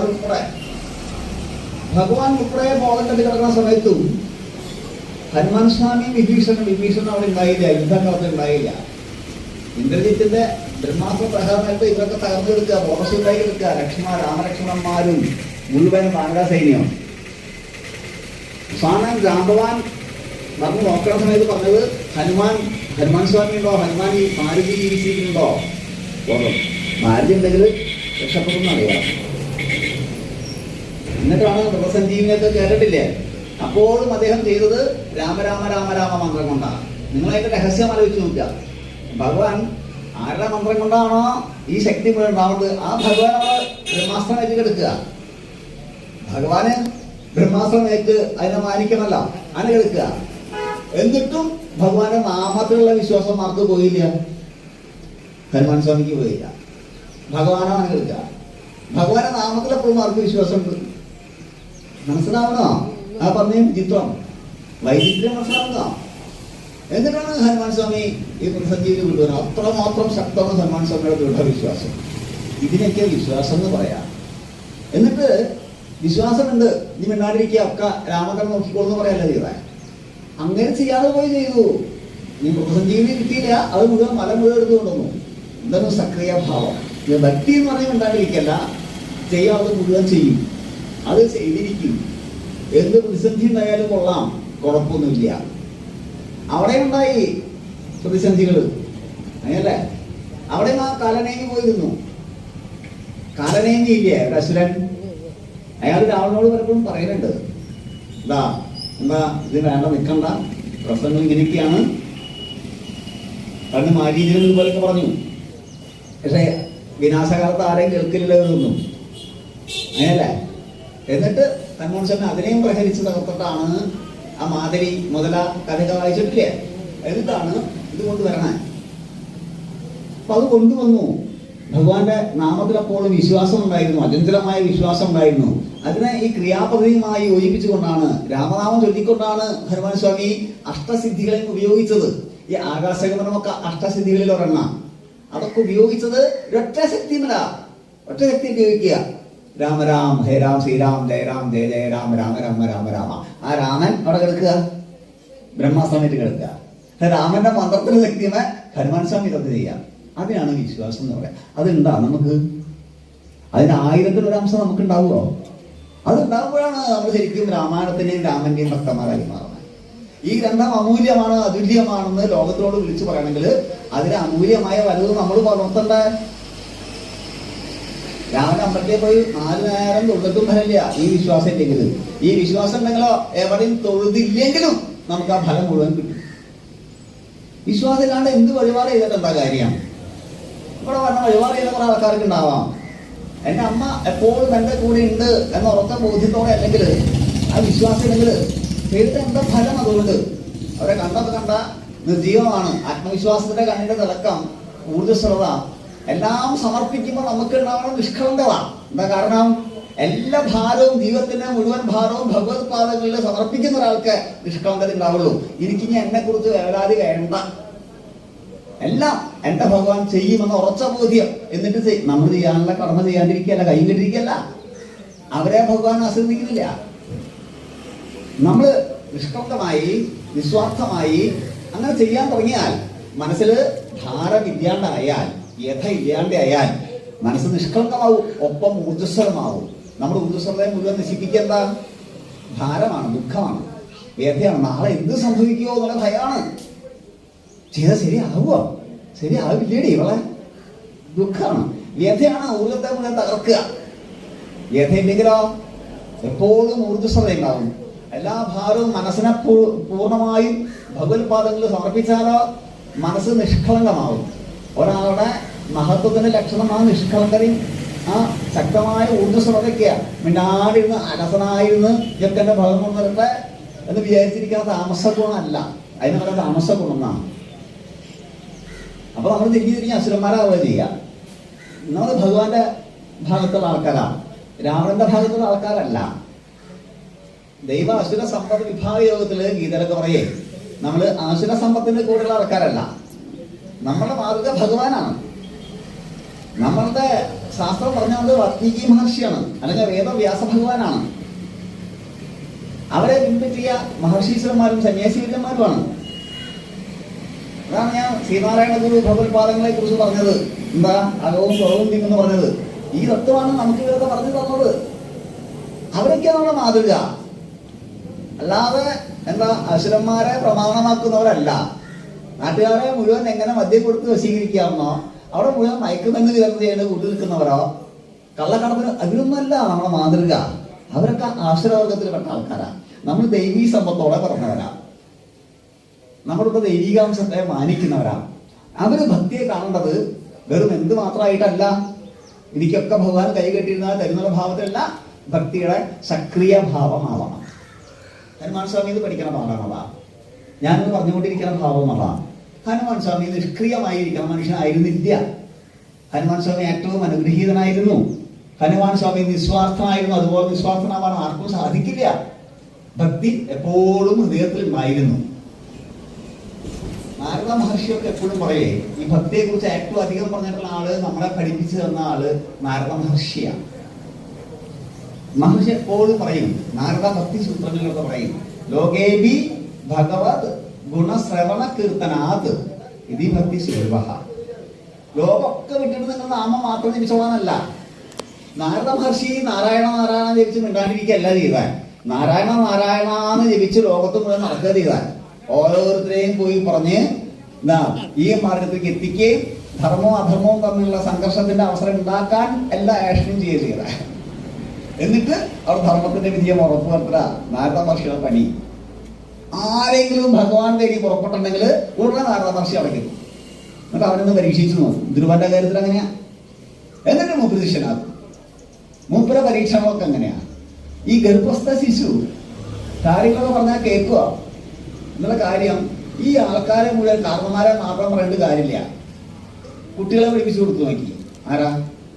ധ്രുവനൊക്കെ ഉദാഹരണമല്ലേ? ധ്രുവൻ എത്ര വയസ്സുണ്ട് അല്ലേ? കുറെ സ്ത്രീകളിൽ മറ്റേ അതൊക്കെ നാരദ മഹർഷിക്ക് അറിയാം. നാരദ മഹർഷിയാണ് നോക്കി. ഒരാൾ ജനിക്കുന്നേക്കാൾ മുമ്പാണെങ്കിൽ പ്രഹ്ലാദന്റെ കാര്യം അറിയാം, നാരായണ മന്ത്രത്തിന്റെ ശക്തി അറിയാം. ഈ രഹസ്യം അദ്ദേഹം പരീക്ഷിച്ച് വിജയിക്കേണ്ടത് എവിടെയാ? പ്രഹ്ലാദൻ അമ്മയുടെ വയറ്റിൽ കിടക്കുമ്പോഴാ. പ്രഹ്ലാദന്റെ അമ്മ ആരാ? അച്ഛനാരാ? അച്ഛനാരാന്ന് പോലത്തെ ഹിന്ദുക്കളുണ്ടാ? സാക്ഷാത് ഹിരണ്യകശിപുവിന്റെ മോനല്ലേ പ്രഹ്ലാദൻ? അമ്മ കയാധു അല്ലേ? ഗർഭിണിയായിരിക്കുമ്പോഴേ ഇയാൾ തപസ്സിന് പോയ സമയത്ത് ഗർഭിണിയായിരിക്കുമ്പോഴേ തട്ടിക്കൊണ്ടുവരില്ലേ, കിഡ്നാപ്പ്ഡ് ബൈ ഇന്ദ്രൻ അല്ലേ? ഏത് ഇന്ദ്രനായാലും സന്യാസിയുടെ മഹർഷിയുടെ മുമ്പിൽ പദവിക്ക് പോകാണ്ടിരിക്കാൻ പറ്റില്ല. ശുദ്ധിയുടെ ഭാഷയല്ലേ, ശക്തിയുടെ ഭാഷ, ധർമ്മത്തിന്റെ ഭാഷയല്ലേ ഇവരുടെ ഭാഷ. അദ്ദേഹം വിട്ടുപോയി കയാധുവിനെ കൊണ്ടു വർപ്പിച്ചു. എന്തിനാ വർപ്പിച്ച? കയാധുവിന്റെ ഭംഗി കണ്ട് ആസ്വദിക്കാനല്ല, കയാധുവിന് ഭക്ഷണം കൊടുത്ത് എന്താവാനല്ല, പ്രസൂതികർമ്മം നിർവഹിക്കാനല്ല. കയാധുവിന്റെ വയറ്റിലോ കുട്ടിയുണ്ടായിരുന്നു പ്രഹ്ലാദൻ. കയാധു ഉറങ്ങാവൂ. ആ കുട്ടിയെ ലാക്കാക്കിക്കൊണ്ട് ഭഗവത് നാമത്തെ ഉപദേശിച്ചു. ആ വ്യക്തി വളർന്നു വന്നു, ആ കുട്ടി ജനിച്ചു. അവനായിരുന്നു പ്രഹ്ലാദൻ. അമ്മയുടെ വയറ്റിലേ തുടങ്ങി ആ ക്രിയകൾ. അപ്പൊ അദ്ദേഹം സക്രിയനായിരുന്നു. നമ്മൾ ആ വിഷയത്തിൽ കൂടുതൽ പോയാൽ പിന്നെ വിഷയമായി പോകും. ഞാൻ പറഞ്ഞു പറഞ്ഞത്, ഭക്തിഭാവം ഉണ്ടെങ്കിലും പൂർണ്ണ ഭക്തിഭാവമുള്ള സമയത്ത് തന്നെ ഭഗവാൻ എല്ലാം അർപ്പിച്ചുകൊണ്ട് തന്നെ വെറുതെ ഇരുന്നില്ല നാരദ മഹർഷി. ഇന്നത്തെ കടവാന പരീക്ഷണവും ഈ ധർമ്മം രക്ഷിക്കാൻ, ധർമ്മത്തിന്റെ ആ വർക്കാണ് മുഴുവനാക്കാൻ അങ്ങനെ എല്ലാ പണിയും ചെയ്തു. നല്ല പുണ്യം ഇവർക്ക് അവശേഷിക്കണമെന്ന് ഭഗവാൻ ഈ വരാൻ പറ്റും. ആ പുണ്യം കൂടി നശിപ്പിക്കാമെന്നല്ല ചെയ്തേ. അവൻ അവിടെ ജീവിച്ചു. അതൊന്ന് അവനൊന്ന് കൊല്ലാൻ നോക്കിയാലേ രാജാവ് രക്ഷയുള്ളൂ. അങ്ങനെ കുറച്ചൊക്കെ കഴിയുമ്പോഴേക്കും അയാൾ അവശേഷിക്കുന്ന പുണ്യം പോയി കഴിഞ്ഞാൽ ആ ധർമ്മത്തിന്റെ ചക്രം ശരിക്കും പ്രവർത്തിക്കും. പിന്നത്തെ എല്ലാ പണിയും അദ്ദേഹം നടത്തിക്കൊണ്ടിരുന്നു. പാവം ഏഷണിക്കാരനാണ് നാട്ടുകാർ മുഴുവൻ പറയാം. അപ്പൊ അദ്ദേഹം പറയണ വാക്കാണ്, നിങ്ങൾ ലോകം മുഴുവൻ ത്യജിച്ചിട്ടുള്ള എപ്പോഴും ഭഗവാനെ മാത്രം വിചാരിച്ച് മിണ്ടാണ്ടിരിക്കാനല്ല അദ്ദേഹം പറയണം. അദ്ദേഹം എന്താ പറയാം? ലോകേബി ഭഗവത് ഗുണശ്രവണ കീർത്തനാഥ്. ലോകത്തെ എല്ലാ കാര്യവും ചെയ്യുമ്പോഴും നിങ്ങൾ ഭഗവാന്റെ ഗുണങ്ങളെയും ഭഗവാന്റെ കീർത്തനങ്ങളെയും ഭഗവാന്റെ നാമത്തെ നിരന്തരം ചെയ്യുമ്പോ ഒന്നും ആലോചിക്കാതെ ചെയ്താൽ ഇതിനെയാണ് ഭക്തിഭാവം, ഇതിനാണ് ആത്മസാധന എന്ന് പറയാം. അത് ചെയ്തുകൊണ്ട് ഇത് ചെയ്യാമെന്ന് അദ്ദേഹം പറയണേ. അതിന്റെ ഉദാഹരണല്ലേ ഹനുമാൻ സ്വാമി. ഇതൊക്കെ ചെയ്തുകൊണ്ട് അതിനൊപ്പം ഭഗവാനെ ഒരു ഭാഗത്ത് പിടിക്കല്ലേ.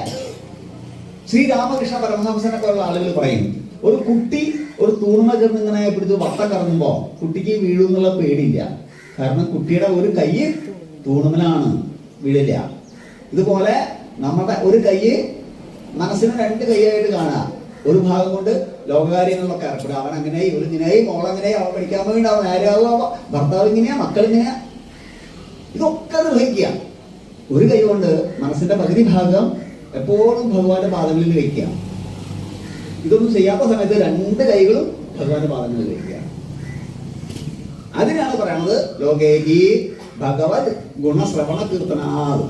ഭഗവാന്റെ നാമത്തിൽ മാത്രം ഉറച്ചു നിന്നുകൊണ്ട് ഭഗവാന്റെ പാദങ്ങളെ മാത്രം മനസ്സിൽ ഉറപ്പിച്ചു വെച്ചുകൊണ്ട് ലോകത്തെ എല്ലാ കാര്യവും നിർവഹിക്കാൻ നമുക്ക് പറ്റണം. അത് പറ്റിയാൽ അത് ഭക്തിഭാവമാവും. എല്ലാ കർമ്മങ്ങളും നിർവഹിക്കാൻ നമുക്ക് പറ്റണം. ലോകേബി ലോകത്തിലെ മുഴുവൻ കാര്യവും നിർവഹിക്കാൻ പറ്റണം. അങ്ങനത്തെ ഭക്തൻ എങ്ങനെയാവുന്ന നാരദ മഹർഷി പറയാ, സതരതി സതരതി സലോകാം സ്ഥാരയതി. അവൻ രക്ഷപ്പെടും, തരണം ചെയ്യും. സതരതി. നാരദ മഹർഷി പിന്നെയും ഉറപ്പിച്ചു പറയാ വീണ്ടും, സതരതി. അവൻ രക്ഷപ്പെടും. അവൻ എന്തുകൂടി ചെയ്യും? സ ലോകാം സ്ഥാരയതി. അവൻ ലോകത്തെ മുഴുവൻ രക്ഷിക്കും. എങ്ങനെയുണ്ട്? മറ്റുള്ളവരെ രക്ഷിച്ചുകൊണ്ടിരിക്കും. അവനോൻ നീന്തി കയറുക മാത്രമല്ല, മറ്റുള്ള ആൾക്കാരെ നീന്തി കയറാൻ സഹായിക്കുകയും കൂടി ചെയ്യും. അവനാണ് അത്ര ശരിയായുള്ള ഭക്തൻ. നമ്മൾ ഭക്തനാണോ സ്വയം ചിന്തിക്കണം. ഇതൊക്കെ പറയുമ്പോഴും നമ്മൾ കണ്ണാടി നോക്കണ പോലെ ഈ വാക്കുകളൊക്കെ നോക്കണം. നിങ്ങൾ അവിടെ കാര്യമുള്ളൂ. നോക്കണ്ട. ഓം നമോ ഭഗവതേ. രണ്ടാൾ തിരിച്ചു, വേറെ ഒറ്റാൾ പറയണില്ല. ആ ഭാഗത്തും മിണ്ടണില്ല, മിണ്ടാട്ടല്ല, ആ ഭാഗത്തും അനക്കല്ല. ഓം നമോ ഭഗവതേ. ഓം നമോ ഭഗവതേ വാസുദേവായ. ഇത് അവിടുന്നൊക്കെ ചെയ്യാൻ പറ്റിയത് എങ്ങനെയാ? അല്ലാതെ ഹനുമാൻ സ്വാമിക്ക് നല്ല ലക്ഷ്യമോടായിരുന്നു. എന്റെ സ്വാമിക്ക് വേണ്ടിയാണ് ഞാനൊക്കെ ചെയ്യാതെ മോശമായിരുന്നു. എല്ലാ ശക്തിയും എല്ലാ സിദ്ധിയും അദ്ദേഹത്തിനുണ്ടായിരുന്നു. പക്ഷെ ഇതൊക്കെ ഉപയോഗിക്കാൻ പറ്റിയത് ഭഗവാന്റെ പേര് പറയുമ്പോഴും ഇതാണ് എന്റെ യഥാർത്ഥ ശക്തി എന്ന് രാമഭവൻ പറഞ്ഞു കൊടുത്തിട്ടുള്ള. അത് വരെ ഉപയോഗിക്കാൻ പറ്റിയ ഭൃഗു മഹർഷിയുടെ ശാപം കിട്ടിയില്ലേ? പക്ഷെ ഭൃഗു മഹർഷി അന്തിമമായി ശ്രമിച്ചുവോ? ഭൃഗു മഹർഷിക്ക് അറിയാം, അദ്ദേഹം മഹർഷിയാ, അദ്ദേഹത്തിന് അറിയാം അന്തിമമായി ഹനുമാൻ സ്വാമി വന്നത് എന്തിനു വേണ്ടിയാ? ഈശ്വര ദേവകാര്യ സമുദ്രതയാണ് ഹനുമാൻ സ്വാമി. വരാൻ പോകുന്ന വലിയ യുദ്ധത്തിലൊക്കെ കുറെ കാര്യങ്ങൾ ധരിക്കാണ്ട്, പക്ഷെ ഇവരുടെ അമിതമായ ഉത്സാഹം ഒന്ന് പിടിച്ചു നിർത്തണം. ഇതൊക്കെ മറന്നു പോട്ടെ. പക്ഷെ ഒരു കാര്യം പറഞ്ഞു, നിന്നെ ആരെയും ഓർമ്മിപ്പിച്ചാൽ ഹനുമാൻ നിനക്ക് ഇതൊക്കെ ഓർമ്മ വരും. എന്താ കാരണം? അദ്ദേഹം മഹർഷി, അദ്ദേഹത്തിന് അറിയാം ധർമാധർമ്മ രണത്തില് ഈ പങ്ക് ഗംഭീരമാണ്, ആവശ്യമാണ്. ഇദ്ദേഹം ആരാന്നറിയാം. ഇപ്പോഴത്തെ ഉത്സാഹം എടുത്ത് വല്ലാണ്ട് ക്രയം കാണിക്കുമ്പോഴേ ആനകളെ തമ്മിൽ പിടിച്ച് തല്ലുണ്ടാക്കുക, ഇന്നത്തെ ക്രയങ്ങളൊക്കെ മുമ്പത്തല്ലേ വിഷമങ്ങളെ. അപ്പൊ അതൊക്കെ ഒന്ന് ഒതുക്കാൻ വേണ്ടിയിട്ടതേ ഉള്ളൂ. ഓർമ്മ വന്നു, ജാമ്പവാൻ ഇതൊക്കെ ഓർമ്മിപ്പിച്ചു. ഹനുമാൻ സ്വാമി മഹേന്ദ്ര പർവ്വതത്തിന് മുകളിൽ കയറി ശ്രീരാം ജയ രാം ജയ ജയ രാം ഇങ്ങനെ പറഞ്ഞേ, ശ്രീരാം ജയ. എന്താണ് ഉണ്ടായിരിക്കണേ? എന്ത് പറഞ്ഞാലും ഒന്നും പറയോ കൂട്ടരെ, ഭഗവാന്റെ പേരല്ലേ. ഓം ശ്രീരാം ജയ രാം ജയ ജയ രാം, ശ്രീരാം ജയ രാം ജയ ജയ രാം, ശ്രീരാം ജയ രാം ജയ ജയ രാം, ശ്രീരാം ജയ രാം ജയ ജയ രാം. ശ്രീരാം ജയ രാം ജയ ജയ രാം, ശ്രീരാം ജയ രാം ജയ ജയ രാം. ഇങ്ങനെ ശക്തമായി ഭഗവാനെ നാമത്താൽ ഉയർത്തുന്ന ഹനുമാൻ സ്വാമി അല്ലെ. എന്നിട്ട് വനോളം കയ്യിലെത്തിക്കൊണ്ട് അദ്ദേഹം ഭഗവാനെ ചെയ്തുകൊണ്ടാണ് എന്തായത് സമുദ്ര തരണം നടത്തിയത്. അതുവരെ 100 യോജന കാണാൻ എനിക്ക് പറ്റില്ല, എന്നെ കൊണ്ടാവില്ല. ഇതല്ലേ ഓരോ വനന്മാര് പറഞ്ഞത്. 100 അല്ല 1000 യോജനയും പിന്നെ ആകാശഗമനം ചെയ്യാൻ തയ്യാറായത് ഭഗവാന്റെ ഈ ശക്തിയിൽ പേരിൽ ഉറച്ച് വിശ്വസിക്കുകയും അതിനെ മുഴുവൻ ക്രിയാശക്തിയാക്കി മാറ്റുകയും ചെയ്തപ്പോഴാണ്. മിണ്ടാടികളാൻ പറ്റില്ല. ശക്തി മുതൽ അങ്ങനെയാണ്. ദേവിയെ പറയാൻ എന്താ നമ്മള്? ഈ ദേവിയെ പറയാൻ ഓം ഇച്ഛാശക്തി സ്വരൂപിണ്യേ നമഃ, ഓം ജ്ഞാനശക്തി സ്വരൂപിണ്യേ നമഃ, ഓം ക്രിയാശക്തി സ്വരൂപിണ്യേ നമഃ. നമ്മുടെ ഉള്ളിൽ ഇരുന്നുകൊണ്ട് ഈ ശക്തിക്കായി മാർമദാ ദേവിന സഹസ്രനാമത്തിൽ പറയണ ലളിതാ സഹസ്രനാമം വായിച്ചു നോക്കിയിട്ടുണ്ടോ? ശരിക്ക് ഈ 3 ശക്തിയുമായിട്ട് വരുന്നത് ആരാ? ഈ ദേവിയാണ്. ബ്രഹ്മചര്യയെ ഭേദിക്കുന്നത് ഈ ദേവിയാണ്. സ്വാധിഷ്ഠാനത്തിൽ പ്രവർത്തിക്കുന്നത് ഈ ദേവിയാണ്. മൂലാധാരത്തിൽ പ്രവർത്തിക്കുന്നത് ഈ ദേവിയാണ്. ഈ ദേവിയുടെ ശക്തിയാണ് നമ്മുടെ ഉള്ളിൽ അമ്മയായിട്ട് വരുന്നത്. യാ ദേവി സർവഭൂതേഷു മാതൃരൂപേണ സംസ്ഥിത, അങ്ങനല്ലേ? ശ്രദ്ധാരൂപേണ സംസ്ഥിത, ബുദ്ധിരൂപേണ സംസ്ഥിത. ഈ അമ്മയാണ്. ഈ ബോധത്തെ നമുക്ക് വേണ്ടേ? ഇതല്ല വേണ്ടേ? ഹനുമാൻ സ്വാമിയുടെ ഉള്ളിലെ ഈ രാമഭാവം പുറത്തു വന്നു. ഉടനെ ഹനുമാൻ സ്വാമിക്ക് സർവശക്തികളും സർവസിദ്ധികളും ലഭിച്ചു. അദ്ദേഹം സമുദ്ര തരണം ചെയ്യാൻ തയ്യാറായി. ഈശിവാക്കോവനായിരുന്നില്ല. അദ്ദേഹത്തിന് തടസ്സങ്ങൾ ഉണ്ടായിരുന്നു, അദ്ദേഹത്തിന് ഭീഷണികൾ ഉണ്ടായിരുന്നു. ഭഗവാന്റെ നാമത്തിൽ ഉറച്ചു നിന്നേ കാരണം ആ ഭീഷണി അദ്ദേഹം കൂശിയിലെ തട്ടി തെറിപ്പിച്ചു. അദ്ദേഹത്തിന് പ്രലോഭനം ഉണ്ടായിരുന്നു, കൈക്കൂലി കൊടുക്കാമെന്ന് പറഞ്ഞിരുന്നു. അതിന്റെ മുമ്പിൽ വീടില്ല, സർക്കാരത്തിന് വീടില്ല, തട്ടി തെറിപ്പിച്ചു പോയി.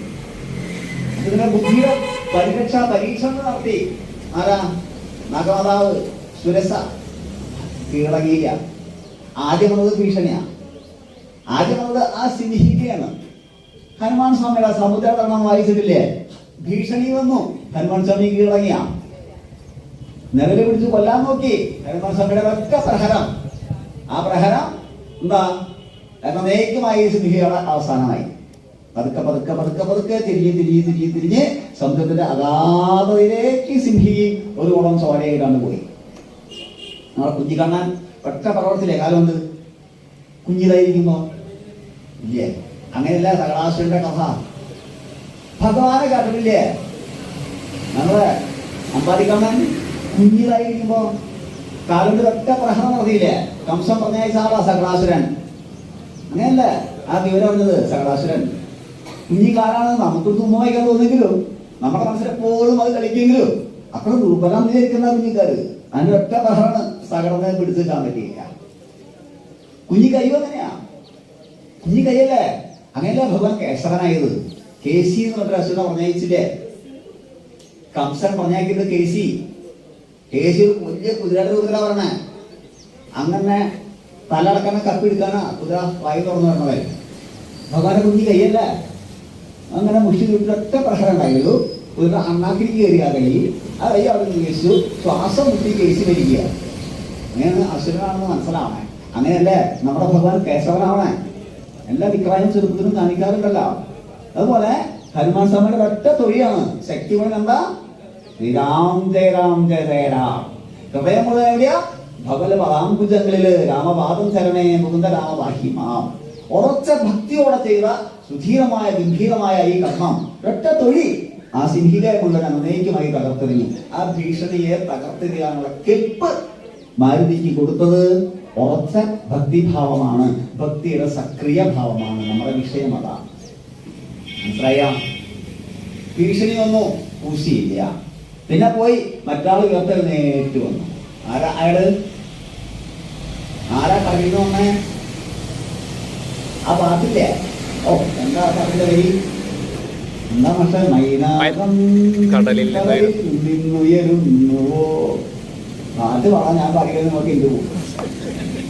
ഇനി പോണ സമയത്ത് ഞാൻ പാടിയേക്കാം. നിങ്ങളാ പാട്ട് കേട്ടിട്ടില്ല? ചെറുകുള്ള സ്വപ്നങ്ങളായി ശിശിരങ്ങൾ തേടുന്നുവോ എന്നൊരു പാട്ടുണ്ട് ഇല്ലേ? ഞാൻ മൈനാകം കടലിനുള്ളിലായിരുന്നു.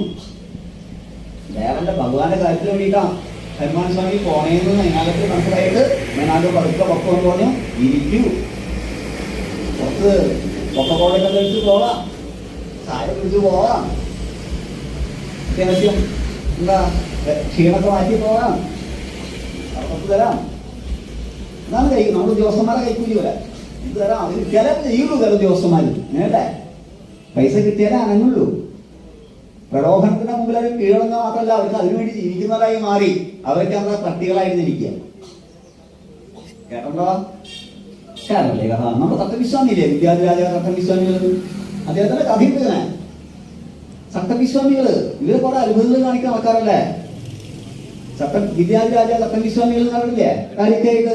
അദ്ദേഹം ഒരു ദിവസം ഒരു വലിയ ശിഷ്യൻ, ഒരു ഉദ്യോഗസ്ഥ പ്രമാണി പലതും കണ്ടാവും തട്ടവിസ്വാമി ചെയ്തത്. നമുക്ക് കുറച്ച് ശിഷ്യന്മാരെ കൂടിയിട്ട് കുറച്ച് ഭക്ഷണം ഇന്ന ദിവസം. ഇയാള് വലിയ ഉദ്യോഗസ്ഥനാണ്. ഒരു സ്വാമി സ്വാമിയല്ലേ മഴ ഈ സത്യവിസ്വാമിയുടെ ഭക്തനാണ്. സ്വാമി ജീവിച്ചിരിക്കുന്ന അധികം വിദൂരത്തില്ലാതെ എന്നാൽ കുറച്ച് നാൾ മുമ്പല്ലേ നാരായണഗുരു ചട്ടമ്പിസ്വാമിക്ക് ജീവിച്ചിരുന്ന എന്നാ കുറച്ച് നാൾ മുമ്പല്ലേ ശിഷ്യന്മാരെയും കൂട്ടി വരിക വരാന്ന് പറഞ്ഞിരിക്കുക. വരണത് ആരാ? ചട്ടമ്പിസ്വാമി ഒറ്റയ്ക്ക്. പത്തൊമ്പത് ആൾക്ക് ഇരടാൻ പോവുക. ചട്ടമ്പിസ്വാമി കുറച്ച് ആൾക്കാരെ കൊണ്ട് വരുന്ന പറഞ്ഞേ. ആരെയും കാണാനില്ല, ആര് മാത്രമേ വരുന്നുള്ളൂ. സ്വാമി ആരെയും കാണാനില്ല, അവരൊക്കെ വരും, ഇലയിട്ടോളൂ. ഇലയിട്ടു വിളമ്പാൻ പറഞ്ഞേക്കാൾ മുമ്പായിട്ട് ചട്ടമ്പിസ്വാമി വെറുതെ വരും മക്കളെ. അവിടെ നിന്ന് കുറെ നായ്ക്കൾ വരിക, പട്ടികൾ വരിക. ഉണ്ടായ സംഭവ ചരിത്രമാണ്, സത്യമാണ്. ഇത് പറഞ്ഞു കൊടുത്തോളൂ. അവരൊക്കെ ഉണ്ടെങ്കിൽ അവരൊക്കെ വരിക. നിരന്നിരിക്കുക. ആരൊക്കെ? അയാളുടെ മുമ്പിൽ പട്ടികൾ മുഴുവൻ നിരന്നിരിക്കുക. വല്ല സത്യത്തിലാ പറയാം. നാലും കൂട്ടി ഓലൻ, കാളൻ, അലീല്, അരിശേരി, പച്ചടി, കിച്ചടി, വറുത്തുപ്പേരി, വെപ്പും വളവും ഇതൊക്കെ കൂട്ടിയിട്ട് വളരെ അത്രത്തോളം ഭക്ഷണം കഴിക്കുക ഈ നായ്ക്കളും കൂടെ. അത് കഴിഞ്ഞ് അവരൊക്കെ അവരുടെ സന്തോഷമായി. ഇതാണ് നാം ഉദ്ദേശിച്ചത് എന്നാണ് തോന്നില്ല. എന്നിട്ട് കുടുംബനാഥനാകെ ഈ ഉദ്യോഗസ്ഥ പ്രമാണി ആകെ കണ്ണൊക്കെ തള്ളി നിൽക്കത് എന്തായി കാണണേ. അത് കഴിഞ്ഞപ്പോ തട്ടമ്പിസ്വാമി പറയാ, ഇയാൾക്ക് മനസ്സിലായോ ആരാളൊക്കെയാണെന്ന്? ഈ വന്ന ആൾക്കാരൊക്കെ കഴിഞ്ഞ തരണേ വലിയ ഉദ്യോഗസ്ഥന്മാരായിരുന്നു. അവരൊക്കെ എന്താ പട്ടിയായി ജനിച്ചത് മനസ്സിലായാ? ഈ നാട്ടുകാരുടെ ഉച്ചിഷ്ടം അങ്ങേക്ക് തിന്നേണ്ട അവസ്ഥയ്ക്ക് ജനിച്ചതിന്റെ കാരണം മനസ്സിലായാ? ഇവരൊക്കെ കഴിഞ്ഞാണോ ധാരാളം കൈക്കൂലി വാങ്ങിയ ഉദ്യോഗസ്ഥന്മാരാ. ഏത് പാവങ്ങൾക്കും സേവനം കൊടുക്കാൻ എനിക്കുള്ളത് പോരട്ടെ എന്ന് പറഞ്ഞ ഉദ്യോഗസ്ഥന്മാരുടെ യോഗ കണ്ട ഈ ജന്മം മുഴുവൻ ഇങ്ങനെ നടത്തുമ്പോൾ കുറേയൊക്കെ ദുരിതശാന്തി വരും. അപ്പൊ അടുത്ത ജന്മം ചിലപ്പോൾ മനുഷ്യന്മാരായിട്ട് ജനിക്കാൻ സാധ്യതയുണ്ട്. ഞാൻ അവരെ അതിന് വേണ്ടിയിട്ട് അനുഗ്രഹിച്ചുകൊണ്ടിരിക്കുക. ഇവരൊക്കെ ഇത് ചട്ടമ്പിസ്വാമി എന്തിനാ അവിടെ പറഞ്ഞതെന്ന് മനസ്സിലായ? ഈ ഉദ്യോഗസ്ഥ കൈക്കൂലിക്കാരനായിരുന്നേ. ഇദ്ദേഹത്തിന്റെ ശിഷ്യനാണ്, ചട്ടമ്പിസ്വാമിയുടെ ശിഷ്യനാ. അപ്പൊ അദ്ദേഹത്തെ വഴിക്ക് നയിക്കുന്ന ആഗ്രഹം കാരണം, അദ്ദേഹത്തിനുള്ള കാരുണ്യം കാരണം ചട്ടമ്പിസ്വാമി നേരിട്ട് കാണിച്ചു കൊടുക്കുക. അന്ന് നിർത്തി കൈക്കൂലി പഠിക്കുന്ന പരിപാടി ആ ഉദ്യോഗസ്ഥരെ. അപ്പോ അടുത്ത വെറുതെ എല്ലാം നാട്ടിൽ പറഞ്ഞ പട്ടികൾ കൂടുന്നത്, നാട്ടിൽ തെരുവുനായിക്കുന്നത് കൂടാതെ കാരണം എന്താ? ഒക്കെ സർക്കാർ ഉദ്യോഗസ്ഥന്മാരായിരുന്നു. മനസ്സിലായ? ഇനി കൂടാൻ സാധ്യതയുള്ളൂ. ഒരു 10-30 കൊല്ലം കഴിയുമ്പോഴേക്കും കേരളത്തിലെ പട്ടികളുടെ പാകിസ്ഥാനായി മാറും വരാവുന്നാട്. അങ്ങനെ ഉദ്യോഗസ്ഥന്മാരെ മുഴുവൻ കാര്യമല്ലേ ഇതല്ലേ? അപ്പൊ ഇങ്ങനെ പ്രലോഭനത്തിന് മുമ്പിൽ വഴങ്ങി കൊടുക്കുന്നവരാണ് നമ്മൾ ഉദ്യോഗസ്ഥന്മാരുണ്ട്. മൈനാകം ഉയർത്തെഴുന്നേറ്റ് മുഴുവൻ പ്രലോഭനവും വാരിക്കോരി കൊടുക്കുമ്പോഴും ഇത് അക്ഷയമായ ഇതൊക്കെ അനുഭവിച്ച് ഇളവേറ്റ് പോകാം ഹനുമാൻ മാരുതി പറഞ്ഞപ്പോ, മാരുതി ഞാൻ വന്ന കാര്യം ലക്ഷ്യം വേറെയാണ്, ഭീഷണിപ്പെടുത്തിയിട്ട് കാര്യമില്ല, പ്രലോഭിപ്പിച്ചിട്ടും കാര്യമില്ല. ഞാൻ എവിടേക്ക് പോകും? എന്റെ രാമകാര്യാർത്ഥം എനിക്ക് സീതാദേവിയെ അന്വേഷിച്ച് നടക്കേണ്ടതുണ്ട്. ആ വഴിക്കാ പോയിട്ടില്ലെന്ന് ആരാ പറയണേ? സമ്പാദി പറഞ്ഞു. സമ്പാദിയല്ലേ പറയണേ? ജഡഹൈബിന്റെ ചേട്ടൻ. അതിന്റെ പിന്നെ വലിയ കഥയുണ്ട്, സാഹോദര്യത്തിന്റെ ഒക്കെ. രാമായണത്തിന്റെ അഭാഗം ഞാൻ പറയുന്നത് നമുക്കങ്ങനെ അറിയില്ല. അങ്ങനെ ഹനുമാൻ പോയി. ഭീഷണി വേണ്ടാന്ന് വെച്ചു, തട്ടി നീക്കി. പ്രലോഭനം വേണ്ടാന്ന് വെച്ചു, തട്ടി നീക്കി. പിന്നെ വന്ന പരീക്ഷ ബുദ്ധിപരമായ പരീക്ഷയായിരുന്നു. സുരസ നാഗമതിയാവ് മഴ വലുതായി ചെറുതായി. എന്നിട്ട് ഈച്ചറിനും കഥ കേട്ടില്ലേ? അത് കഴിഞ്ഞു പരീക്ഷണം പിന്നെയും തുടർന്നു. ലങ്കാലക്ഷ്മി ലങ്കയ്ക്ക് കാവൽ നിർത്തിനായിരുന്നു ഹനുമാൻ സ്വാമിയെ. എന്നിട്ട് മക്കളുടെ പ്രധാനമായിട്ട് വീണ്ടും ലക്ഷ്മി ദേവിയിലേക്ക് പോകാൻ ഭാഗമില്ല. ഇവിടെയൊക്കെ ഹനുമാൻ സ്വാമിയുടെ ബുദ്ധിപരമായ പരീക്ഷണങ്ങളും മറ്റൊക്കെ വരുമ്പോഴും ഹനുമാൻ സ്വാമി അക്ഷോഭ്യമായ ലക്ഷ്യബോധത്തിലേക്ക് മാത്രം പോയി. അദ്ദേഹത്തിന്റെ ഹൃദയം തീരെയും സഹിച്ചില്ല. അദ്ദേഹത്തിന്റെ ഹൃദയം പ്രലോഭനത്തിലേക്ക് വഴുതി പോയില്ല, ഭീഷണിയിലേക്ക് പോയില്ല. അങ്ങനെയല്ലേ? കാരണം എന്താ? അദ്ദേഹത്തിന്റെ ഹൃദയം എപ്പോഴും ഭഗവത് പാദങ്ങളിലായിരുന്നു. എന്താ പറയാൻ വഴി? അദ്ദേഹത്തിന്റെ ഹൃദയം എപ്പോഴും ഭഗവാനിൽ മാത്രമായിരുന്നു. അതായത് തീവ്രമായ ഭക്തി. എന്റെ ഭഗവാനെ വിട്ട് എനിക്കൊന്നുമില്ല. ഇതൊക്കെ നേടിക്കഴിഞ്ഞ് വന്നപ്പോഴും പറഞ്ഞത് ഭഗവാൻ നാമം വളർത്ത് ഞാൻ എപ്പോഴും എനിക്ക് പോകാനൊക്കെ കേൾക്കാൻ സാധിക്കണമെന്നാ. അത് കാരണമല്ലോ ചില ആൾക്കാര് അത്താഴത്തിന് പുറത്ത് രാമായണം വായിക്കാൻ പറഞ്ഞ് കുഴപ്പമുണ്ടാക്കാറുള്ളത്. രാമായണം വായിക്കാൻ എന്നോട് പലപ്പോഴും ചോദിക്കാറുള്ള ഈ സത്സംഗങ്ങളിലേക്ക്, സ്വാമി രാമായണത്തെ വായിക്കാൻ പാടില്ല, അത്താഴം കഴിഞ്ഞ് കുറച്ച് നേരം വായിക്കാമല്ലോ രാമായണം. അതിന് മുമ്പ് ആയ രാമന്റെ അടുത്താവ് പറയാൻ ആര് ഇവങ്ങനെയില്ലേ? അങ്ങനത്തെ രചിച്ചിട്ടില്ലേ? കേട്ടണ്ട? രാമന്റെ അടുത്താകുമ്പോ രാമായണം വായിച്ച ഹനുമാൻ സ്വാമിക്ക് വരേണ്ടി വരില്ലേ? ഹനുമാൻ സ്വാമിക്ക് അവിടെ വരെ ഡ്യൂട്ടി ഉണ്ടല്ലോ, രാമനോട് ഡ്യൂട്ടി ഉണ്ടല്ലോ. അപ്പൊ നമ്മൾ വിളിക്കുന്നത് കഷ്ടമല്ലേ? അത് കാരണം നമ്മുടെ ഹിന്ദുക്കളാണെന്ന് പറയുന്ന കുറെ ബുദ്ധി കെട്ട ആൾക്കാർ എന്ത് ചെയ്യും? അത് കാരണം അത്താഴം കഴിഞ്ഞേ വായിക്കാവുന്ന വിശ്വണ്ടാക്കി വെക്കുക. അത്താഴത്തിന്റെ കൂടെ എങ്ങനെ വല്ല മത്സ്യക്കറിയോ മുട്ടക്കറിയോ കഴിച്ചിട്ടുണ്ടെങ്കിലോ രാമായണം അതോടെ നാസ്തൈവ ഗതി കഴിഞ്ഞാം, വേറെ ഒരു ഗതിയില്ല. എന്നോട് ചോദിക്കും, സ്വാമി അത് വായിക്കാൻ പാടില്ലല്ലോ, അത് കൂട്ടിയാ വായിക്കാൻ പാടില്ല, കറിവേപ്പില കൂട്ടിയാ വായിക്കാൻ പാടില്ല, ഇവരോട് എങ്ങനെ രാമായണം വായിപ്പിക്കാണ്ടിരിക്കാന്ന് കുറെ ഗവേഷണം നടത്തുന്ന ആചാര്യന്മാരുണ്ടായി. നമ്മളായിരന്മാരുടെ കാര്യമില്ല ഞാൻ പറഞ്ഞേട്ടാ. രാമായണം പ്രചരിപ്പിക്കാൻ നടക്കുന്ന ആൾക്കാരാ, ഇവരുടെ കാര്യമല്ല. എങ്ങനെ ഇതൊക്കെ അകത്തി മാറ്റാം? ശ്രീരാം ജയിക്കുമ്പോ നിങ്ങൾ ഓം കൂട്ടണ്ടാട്ടാ. ഇത് മറ്റേ എന്താ മൈലർത്തി കൂട്ടണ്ടാന്ന് പറയുന്ന നിങ്ങൾ അത് കൂട്ടണ്ടാട്ടാ. അത് നിങ്ങൾക്ക് പാടില്ല. ഓങ്കാരം കൂട്ടാൻ നിങ്ങൾക്ക് അധികാരമുള്ളൂ. ഭഗവാന്റെ നാമം ഇന്ന സമയത്ത് ജനിക്കാൻ പാടില്ല. രാമമന്ത്രം നിങ്ങൾക്ക് തോന്നുമ്പോ ജപിക്കാം, നിങ്ങൾക്ക് എപ്പോഴും ജപിക്കാം. രാമായണം ഇഷ്ടമുള്ളതൊക്കെ വായിക്കാം, വിഷമം വരുമ്പോഴും സന്തോഷം വരുമ്പോഴും ഒക്കെ വായിക്കാം. ഓങ്കാരം നിങ്ങൾ ജപിച്ചാലും ഇല്ലെങ്കിലും ഈ പ്രപഞ്ചത്തിന്റെ മുഴുവൻ ശബ്ദമാണ്. ഓങ്കാരം കൂട്ടി തന്നെ ജപിക്കാം. മനസ്സിലായ? എപ്പോഴും ജപിക്കണം. ആരുടെയും സമ്മതം വേണ്ട. ആ കാട്ടാളത്തെ ആ സബരി രാമമന്ത്രം ജപിച്ചത് അവരൊന്നും ഇതെന്തായിട്ടൊന്നല്ല, സമയം നോക്കിയിട്ട് കാലം നോക്കിയിട്ടൊന്നല്ല, അതിന്റെ ശുദ്ധിയും കൃത്യം പോലും അറിയില്ല. കഴിച്ചതിന്റെ ബാക്കിയുള്ള ഭഗവാൻ മേടിച്ച് കഴിച്ചത് മറക്കരുത്. ആ ഭഗവാനാണ് നമ്മുടെ മാതൃക. മനസ്സിലാവുണ്ടോ? അത് കാരണം അത്താഴത്തിന് ശേഷം മുമ്പ് നിങ്ങൾ അന്വേഷിക്കാൻ നിൽക്കണ്ട. ഏതോ വിദ്യാൻ പറഞ്ഞുണ്ടാക്കിയ കഥയാണ് അത്. നിങ്ങൾക്ക് പ്രമാണാക്കണ്ട. വിദ്യയിലാണ് പല കഥകളും പറഞ്ഞില്ലേ? ഒരു പൂജാരി പറഞ്ഞുണ്ടാക്കിയ കഥയില്ലേ? കറുത്ത പൂച്ചയുടെ കഥ കേട്ടിട്ടില്ലേ? ഇല്ല. ഒരു പൂജാരി, ഒരു കർമ്മി, പൂജാരി എന്ന് പറയുന്ന ഒരു കർമ്മി വീട്ടിലേക്ക് പോയിട്ട് ഇങ്ങനെ ഇത് നിൽക്കുന്ന സമയത്ത് ഈ പഴയ കാലത്ത് ഈ ഭുവനേശ്വരി പൂജയ്ക്കും ത്രികാല പൂജയെ പോലെ വീടുകളിൽ പോവില്ലേ, പഴയ പ്രമാണിമാരെ വീട്ടിലേക്ക് പോവില്ലേ? വീട്ടിൽ പോകുമ്പോ അവിടെ ഈ പൂജാ സാധനങ്ങളൊക്കെ ഒരുക്കി വെക്കേണ്ട കൂട്ടത്തില് ഒരു പൂച്ച ഒന്ന് തലയിട്ട് ആൾക്ക് ഉറപ്പുണ്ടാവും. പൂവ് ശരിയാക്കുക, അപ്പൊ ഒന്ന് തലത്തെ പൂച്ച ഇതാവുന്നു. ഹേയ് അത് എനിക്ക് ഉഴുന്നോറുണ്ടാക്കി വെച്ചിരിക്കുക, പൂച്ച ശല്യായി. ഞാൻ ആ പൂച്ച പിടിച്ചതെല്ലാം കൊട്ട കയ്യിൽ തന്നെ കെട്ടിടുക. കാരണം ആ കൊട്ട കമത്തി വെച്ച് ഒരു കല്ല് കൊണ്ട് വെച്ചാൽ പൂച്ചയ്ക്ക് പുറത്ത് വരാൻ പറ്റില്ല. കെട്ടിടാൻ വിഷമല്ല അതിനെ. അതിനാണ് അതിനകത്തത് പൂജ കഴിഞ്ഞിട്ട് നമുക്ക് തുറന്നുകൂടാ. എന്നെ അവിടെ പൂച്ചാക്കി പൂജ നടത്തി. ഇതൊക്കെ വെള്ളം വന്നു. ആ പൂച്ചയെ പിടിച്ച് കൊട്ടയിലാക്കിയോ, കരിമ്പൂച്ചയെ പിടിച്ച് കൊട്ടയിലാക്കി മുരിങ്ങാടെ അടിയിൽ എന്താക്കി. അങ്ങനെ നടന്നുകൊണ്ടിരിക്കുക. ഇതിനൊക്കെ കൊല്ലം ഈ പൂജാരി വന്നപ്പോ കറങ്ങിയുടെ മോൻ സഹായിക്കാൻ വേണ്ടി, അച്ഛന് വയസ്സായി തുടങ്ങി, സഹായിക്കാൻ കറങ്ങിയുടെ മോൻ വരുന്നുണ്ട്. മോനൊക്കെ കാണുന്നുണ്ട്. വന്നു, അച്ഛൻ വന്നു. എന്നിട്ട് ആ പൂച്ചയെ പിടിച്ച് എവിടെയാക്കി, കൊട്ടയുടെ അടിയിലാക്കി. എന്നിട്ടാണ് തുടർന്നത്. മോൻ പിന്നത്തെ കൊല്ലം സഹായിക്കാനുണ്ട്, അച്ഛൻ സഹായിക്കാതെ. അങ്ങനെ പിന്നത്തെ കൊല്ലായിരിക്കും അച്ഛൻ മരിച്ചു. അച്ഛന് കാർഡിയാക്ക് അറസ്റ്റ്. അന്ന് പോകണമെന്ന് പറഞ്ഞു. എന്തോ പ്രശ്നമായിട്ട് അച്ഛൻ മരിച്ചു. പിന്നത്തെ കൊല്ലം നടന്നാരാ? മോനാണ്. അച്ഛൻ മരിച്ചു കാലക്കറിന്. പിന്നത്തെ 2 മാസം കഴിയുമ്പോൾ ഇവിടെ പൂച്ചയും ചത്തണ്ടായിരുന്നു. മോൻ തിരുമേനി വരിക. എന്തിന്? അടുത്ത മന്ത്രാവർത്തിന്, അടുത്ത പൂച്ചയ്ക്ക് വരിക. വന്നു. മോൻ ഇവിടെ ചോദിച്ചു, ആട്ടെ തുടങ്ങാൻ നമുക്ക്. ആ പൂച്ചയെ പിടിച്ചതിന്റെ അവധിയാക്കിയിടൂ. എവിടേക്ക്? കൊട്ടയുടെ അടിയിൽ അല്ലെങ്കിൽ പൂച്ച ചത്തു. തിരുമേനി പൂച്ച ചാവുക. പിന്നെ ഇങ്ങനെ പൂജ നടത്തുക. ആദ്യത്തെ ചടങ്ങെന്താ?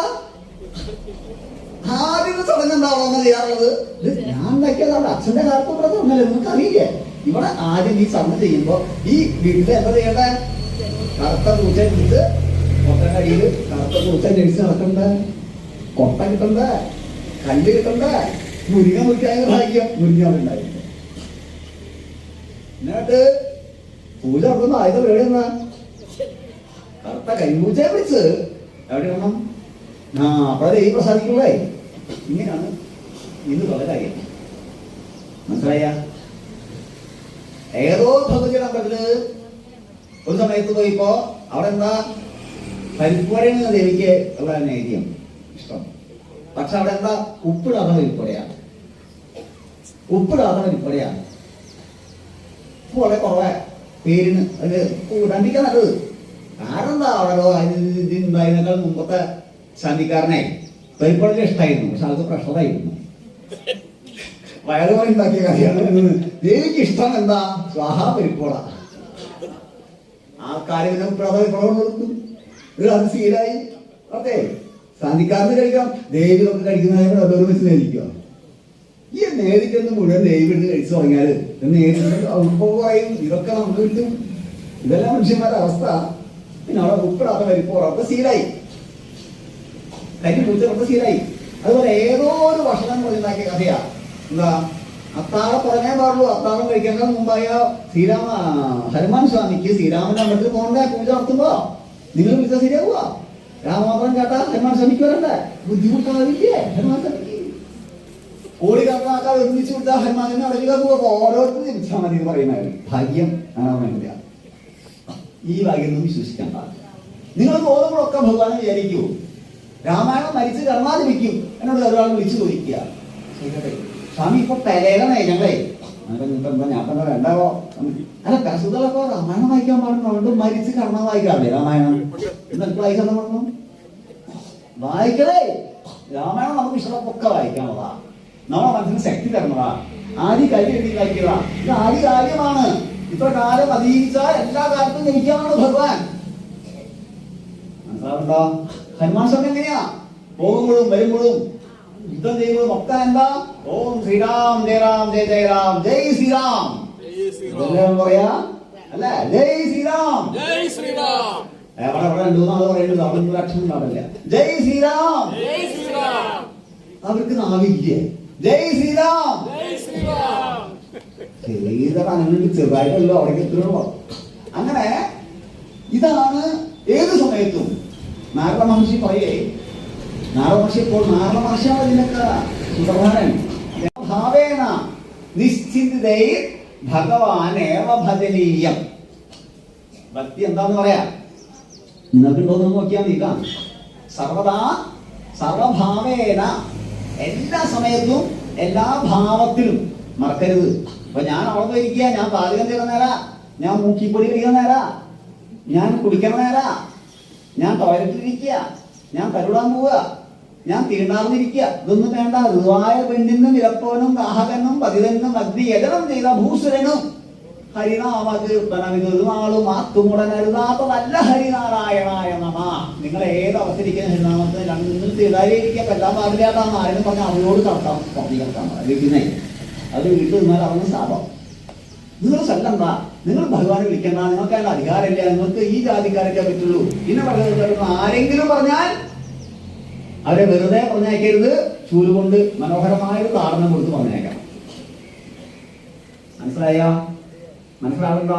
കാരണം ഭഗവാൻ നിങ്ങളുടെ പ്രിയപ്പെട്ടവനാണ്, ഭഗവാൻ നിങ്ങളുടെ പ്രേശ്വരനാണ്, ഭഗവാൻ നിങ്ങളുടെ ആലംബമാണ്, ഭഗവാൻ നമ്മുടെ കുഞ്ഞുണ്ണിക്കണ്ണനാണ്, ഭഗവാൻ നമ്മുടെ മിത്രമാണ്, ഭഗവാൻ നമ്മുടെ എല്ലാമാണ്. ഭഗവാനെ വിട്ട് നമുക്ക് ഒരു ജീവിതമില്ല. ആ ഭഗവാൻ ആലംബമാക്കി എപ്പോഴും സക്രിയമായി പ്രവൃത്തി ചെയ്തുകൊണ്ടിരിക്കണം. ഇതാണ് ഹനുമാൻ സ്വാമി പഠിപ്പിക്കണേ. മനസ്സിലാവുണ്ടോ? കാരണം സർവദാ സർവഭാവേന, എല്ലാ ഭാവത്തിലും, മോന്റെ പോലെയായാലും നിങ്ങൾ ഒന്നുമില്ല. ഞാനൊക്കെ അവരോട് പറയാറുണ്ട്, ഭഗവാനെ നിങ്ങൾ പ്രേമിക്കാനേ അറിയാം, നിങ്ങൾക്ക് ഭഗവാനെ പ്രേമിക്കരുത്. അങ്ങനെയല്ലേ ഗോപികമാരുടെ കാര്യം? നിങ്ങൾ ഭാഗവതം വായിച്ചിട്ടില്ലേ? മറ്റവർ വരുന്നില്ലേ? ഉദ്ധവർക്ക് വലിയ അഹങ്കാരമായില്ല. എനിക്കതെല്ലാം അറിയാം, ഇവർക്ക് അറിയാമായിരുന്നു. പക്ഷെ അല്പം എന്തുണ്ട്, ഞാനാണ് വേദവസ്തുക്കൾ, വേദവേദ്യോ പുണ്യസൗര തീർത്ഥപാദോ വേദവേദ്യോ ദയാനിധി പറയാ സർവ ഗ്രഹരൂപി പരാത്പര, സർവ തീർത്ഥാത്മക സർവ ഗ്രഹരൂപി അർത്ഥം പറയാ. അതുകൊണ്ട് എല്ലാത്തിന്റെയും മുന്നിലുള്ള ഭഗവാനാണ്. വേദവേദ്യോദയാനിധി, വേദങ്ങളുടെയും വേദമാണ്, അറിവാണ്, അതിന്റെ കാവിലാണ് ഭഗവാൻ. ഇത് അറിയണ ആളാരാ? ഉദ്ധവരാ. അത് കാരണം ഇവർക്കൊന്നും മറ്റുള്ളവർക്കൊന്നും അത്ര അറിയില്ല. ഈ ഭാവം ഒന്ന് കളയാൻ വേണ്ടിയിട്ട് ഭഗവാൻ ഉദ്ധവരെ പറഞ്ഞയക്കുന്നുണ്ട്. ആട്ടെ ഉദ്ധവരെ, ഞാൻ കുറെ നാളായി വരുന്നു വന്നട്ടെ. കുറച്ച് നാളായില്ലേ ഗോപിയന്മാരൊക്കെ ഒന്നും അല്ല ഭാവം പെണ്ണുങ്ങൾ. ഈ പെണ്ണുങ്ങൾക്ക് എന്താ അറിയാ? ഈ പാൽക്കാരി പെണ്ണുങ്ങൾക്ക് എന്താ അറിയാ? പ്രശ്നമല്ലേ? അത് കാരണം ഒന്ന് പോയിട്ടൊന്ന് പറഞ്ഞു കൊടുക്കാണ് ഉദ്ധവര് പോണതേ. ഉദ്ധവര് പോയി നോക്കിയപ്പോ എന്താ കാണണേ? ഈ ഗോപികമാർക്ക് ഭക്തിയുടെ തീവ്രഭാവത്തില് അവർക്ക് യഹോവ ആര് പറഞ്ഞു ഭഗവാൻ ഇല്ലാന്ന്? ഭഗവാൻ നിന്നല്ലേ നടക്കാത്ത, ഭഗവാൻ വീട്ടിലല്ലേ എപ്പോഴും എന്റെ ഹൃദയത്തിൽ എല്ലാ അറിവും അനുഭവിച്ച ആൾക്കാരായി ഗോപികമാർ. എല്ലാ അറിവും അത്ഭുതമായി ഉദ്ധവർക്ക്. ഒടുവിൽ ഉദ്ധവരിലേക്ക് നിർത്തിയിട്ട് വിശ്രമിക്കുന്നത്. ഇതൊക്കെ എങ്ങനെയാണെന്ന് പറ്റണേ? അതാ ഉദ്ധവരെ, ഞങ്ങൾക്ക് വലിയ വിദ്യാഭ്യാസം വിവരമൊന്നുമില്ല, നിങ്ങളെ പോലെ പാണ്ഡിത്യം വിവരമൊന്നുമില്ല. നിങ്ങൾക്ക് അറിയാത്ത സാധനം ഞങ്ങൾക്കറിയാം. അതെന്താ? ഉദ്ധവരൊക്കെ പ്രേമിക്കാൻ അറിയില്ല, ഞങ്ങൾക്ക് പ്രേമിക്കാൻ അറിയാം. ഞങ്ങള് ഞങ്ങളുടെ ഭഗവാനെ പ്രേമമാ പ്രേമിച്ചു അറിയാമോ? നാളെ നമ്മൾക്ക് ഈ കണ്ണെ കണ്ട വണ്ടിമ സ്കൂളിൽ പോകണത് പ്രേമിക്കാൻ പറഞ്ഞേക്കാളും ഭഗവാനെ പ്രേമിച്ചു നോക്കിപ്പോളെ. വണ്ടിമ കൂടുതൽ സ്കൂളിൽ അങ്ങനെ കെട്ടി ഇങ്ങനെ കെട്ടി ഇവിടെ കമ്പിളിട്ട് ഇവിടെ കമ്പിളിട്ട് ആൺകുട്ടി നടക്കണില്ലേ? രണ്ടും കണ്ട കഷ്ടത്തില്. ഇപ്പൊ നമ്മള് ഇവിടെ മാത്രം ഇവിടെയൊക്കെ മുകളിലൊക്കെ കമ്പിളിട്ടും നമ്മള് ഈ എന്താ പറയാ ആ അതൊരു മുകളിലൊക്കെ മുടിയൊക്കെ വളർത്തി കെട്ടി ഏകീകൃത യൂണിഫോം കൂടി വന്നാൽ തിരിച്ചറിയാൻ ഒരു മാർഗമില്ല. ഏകീകൃത യൂണിഫോം കൂടി വന്നാലേ തിരിച്ചറിയാൻ ഒരു മാർഗമില്ല. ഈ ക്ലീബർ എന്ന ഗീതയിൽ പറയില്ലേ, വൈദ്യം മാസ്മക്കമ പാർത്ഥ നീ ക്ലീബനാണല്ലേ എന്ന്. ആ ക്ലീബന്മാരുടെ പടയാവും, രണ്ടും കെട്ടവരുടെ പടയാവും ലോകത്തോട് പറഞ്ഞാൽ പോലെയാ. അപ്പോ ഭഗവാനെ പ്രേമിക്കാനും ഭഗവാനെ മോനായി കാണാനും ഭഗവാനെ ഭർത്താവായി കാണാനോ ഭഗവാനെ അച്ഛനെ പോലെ കാണാനോ ഭഗവാനെ കൂട്ടുകാരനായി കാണാനും ഒക്കെ നമുക്ക് സ്വാതന്ത്ര്യമുണ്ട്. നിങ്ങൾക്ക് ഈ ലോകത്തെ ഏറ്റവും ഇഷ്ടപ്പെട്ട ഏറ്റവും തീവ്രമായ ഭാവം ഏതാണോ ആ ഭാവം ഭഗവാന് കൊടുക്കുക. സർവദാ സർവഭാവേന നിശ്ചിന്തിതൈർ. നാരദമഹർഷി പറഞ്ഞ നിശ്ചിന്തിതൈർ, ഒന്നും ചിന്തിക്കാതെ ഒന്നും ആലോചിക്കാതെ എന്റെ യോഗക്ഷേമം അത് ഭഗവാൻ നോക്കിക്കോളൂ, എന്റെ സുരക്ഷ അത് ഭഗവാൻ നോക്കിക്കോളും, എന്റെ വിഷമം അത് അവൻ വേണമെങ്കിൽ നോക്കിക്കോളപ്പാ. എന്താ ഈ തന്റേടമാണ് തന്റേടം. നിശ്ചിന്തയില് ഭഗവാനേവ ഭജനീയം. ഭഗവാനെ മാത്രം അങ്ങനെ മനസ്സ് ഉറപ്പിച്ചു നിർത്താനും പ്രവർത്തിക്കാനും പറ്റണം. ഇതാണ് അത്രേ ഭക്തിയുടെ ഭാവം. ഇന്ന് നാരദ മഹർഷി പറയണു. ഇതിന്റെ ഒക്കെ ഉദാഹരണം നമ്മൾ മനസ്സിലാക്കി. ഇതൊക്കെ ചെയ്യുന്നതും അദ്ദേഹത്തിന്റെ ഹൃദയം എപ്പോഴും രാമമന്ത്രത്താൽ മുഖരിതമായിരുന്നു. എല്ലാ പ്രവൃത്തിയും എപ്പോഴും ചെയ്തിരുന്നു. ഒരു സമയത്ത് പോലും അദ്ദേഹത്തിന് വിമുഖതയുണ്ടായിരുന്നില്ല, മനസ്സിന് സങ്കോചം ഉണ്ടായിരുന്നില്ല, ഭയം ലേശം ഉണ്ടായിരുന്നില്ല. കാരണം ഭഗവാന്റെ പാദങ്ങളിലാണ് ഹൃദയം. അവർക്ക് എന്താ ഭയം? ഭഗവാന്റെ മനസ്സർപ്പിച്ചാൽ, ഭഗവാന്റെ ബുദ്ധി അർപ്പിച്ചാൽ ഭഗവാനെയാണ് അതിൽ നമ്മൾ പ്രാപിക്കുക. മയ്യേവ മന ആദസ്ത. ഗീതയിൽ ഭഗവാൻ പറഞ്ഞ വരിയുണ്ടേ, ശ്രീകൃഷ്ണ ഭഗവാൻ പറഞ്ഞ വരിയുണ്ട്. മയ്യേവ മന ആദസ്ത്വ മയി ബുദ്ധി നിവേശയ. അങ്ങനെ നിവശിഷ്യസി മയ്യേവ. എന്റെ ബുദ്ധിയെ സമർപ്പിച്ചാല്, എന്റെ മനസ്സ് സമർപ്പിച്ചാല് അവരെന്നിൽ തന്നെ വശിക്കും. നീ വശിഷ്യതി, നീ വശിഷ്യസി മയ്യേവ. അവൻ എന്നിൽ വശിക്കുന്നു. അവ ഊർധ്വം സംശയ. പരഗതിയുടെ സമയത്ത് ദേഹം വെടിയുമ്പോ അവൻ എന്നെ തന്നെ പ്രാപിക്കുന്നു ഉറപ്പ് കൊടുക്കുക ഭഗവാൻ. വേറെ ഒന്നും ചിന്തിക്കാതെ അനന്യാ ചിന്തയന്ത്യോമാ യോജനാപരി പാസതയെ, എന്നെ തന്നെ വാസിക്കുന്നുവോ നിത്യാഭിജ്ഞാന. അങ്ങനെ നിരന്തരം മനസ്സും ബുദ്ധി എന്നിൽ സമർപ്പിച്ചാൽ, എന്നെ തന്നെ സ്മരിച്ചാൽ അവരുടെ യോഗക്ഷേമ വഹാമ്യഹ. അവരുടെ യോഗക്ഷേമം ഞാൻ നോക്കിക്കോളാം. മനസ്സിലായ? ഈ വാക്കുകൾ ഭഗവാനെ പറ്റി ഉറക്കുക. ഭഗവാൻ ശ്രീരാമചന്ദ്രനും അങ്ങനെയാണ്. ഭഗവാൻ അഭയം പ്രാപിച്ച വിഭീഷണന്റെ ഗതിയും അങ്ങനെയായത്. അങ്ങനെയല്ലേ? ഭഗവാൻ അഭയം പ്രാപിച്ച അണ്ണാറക്കന്റെ ഗതി പോലും അങ്ങനെയാണ്.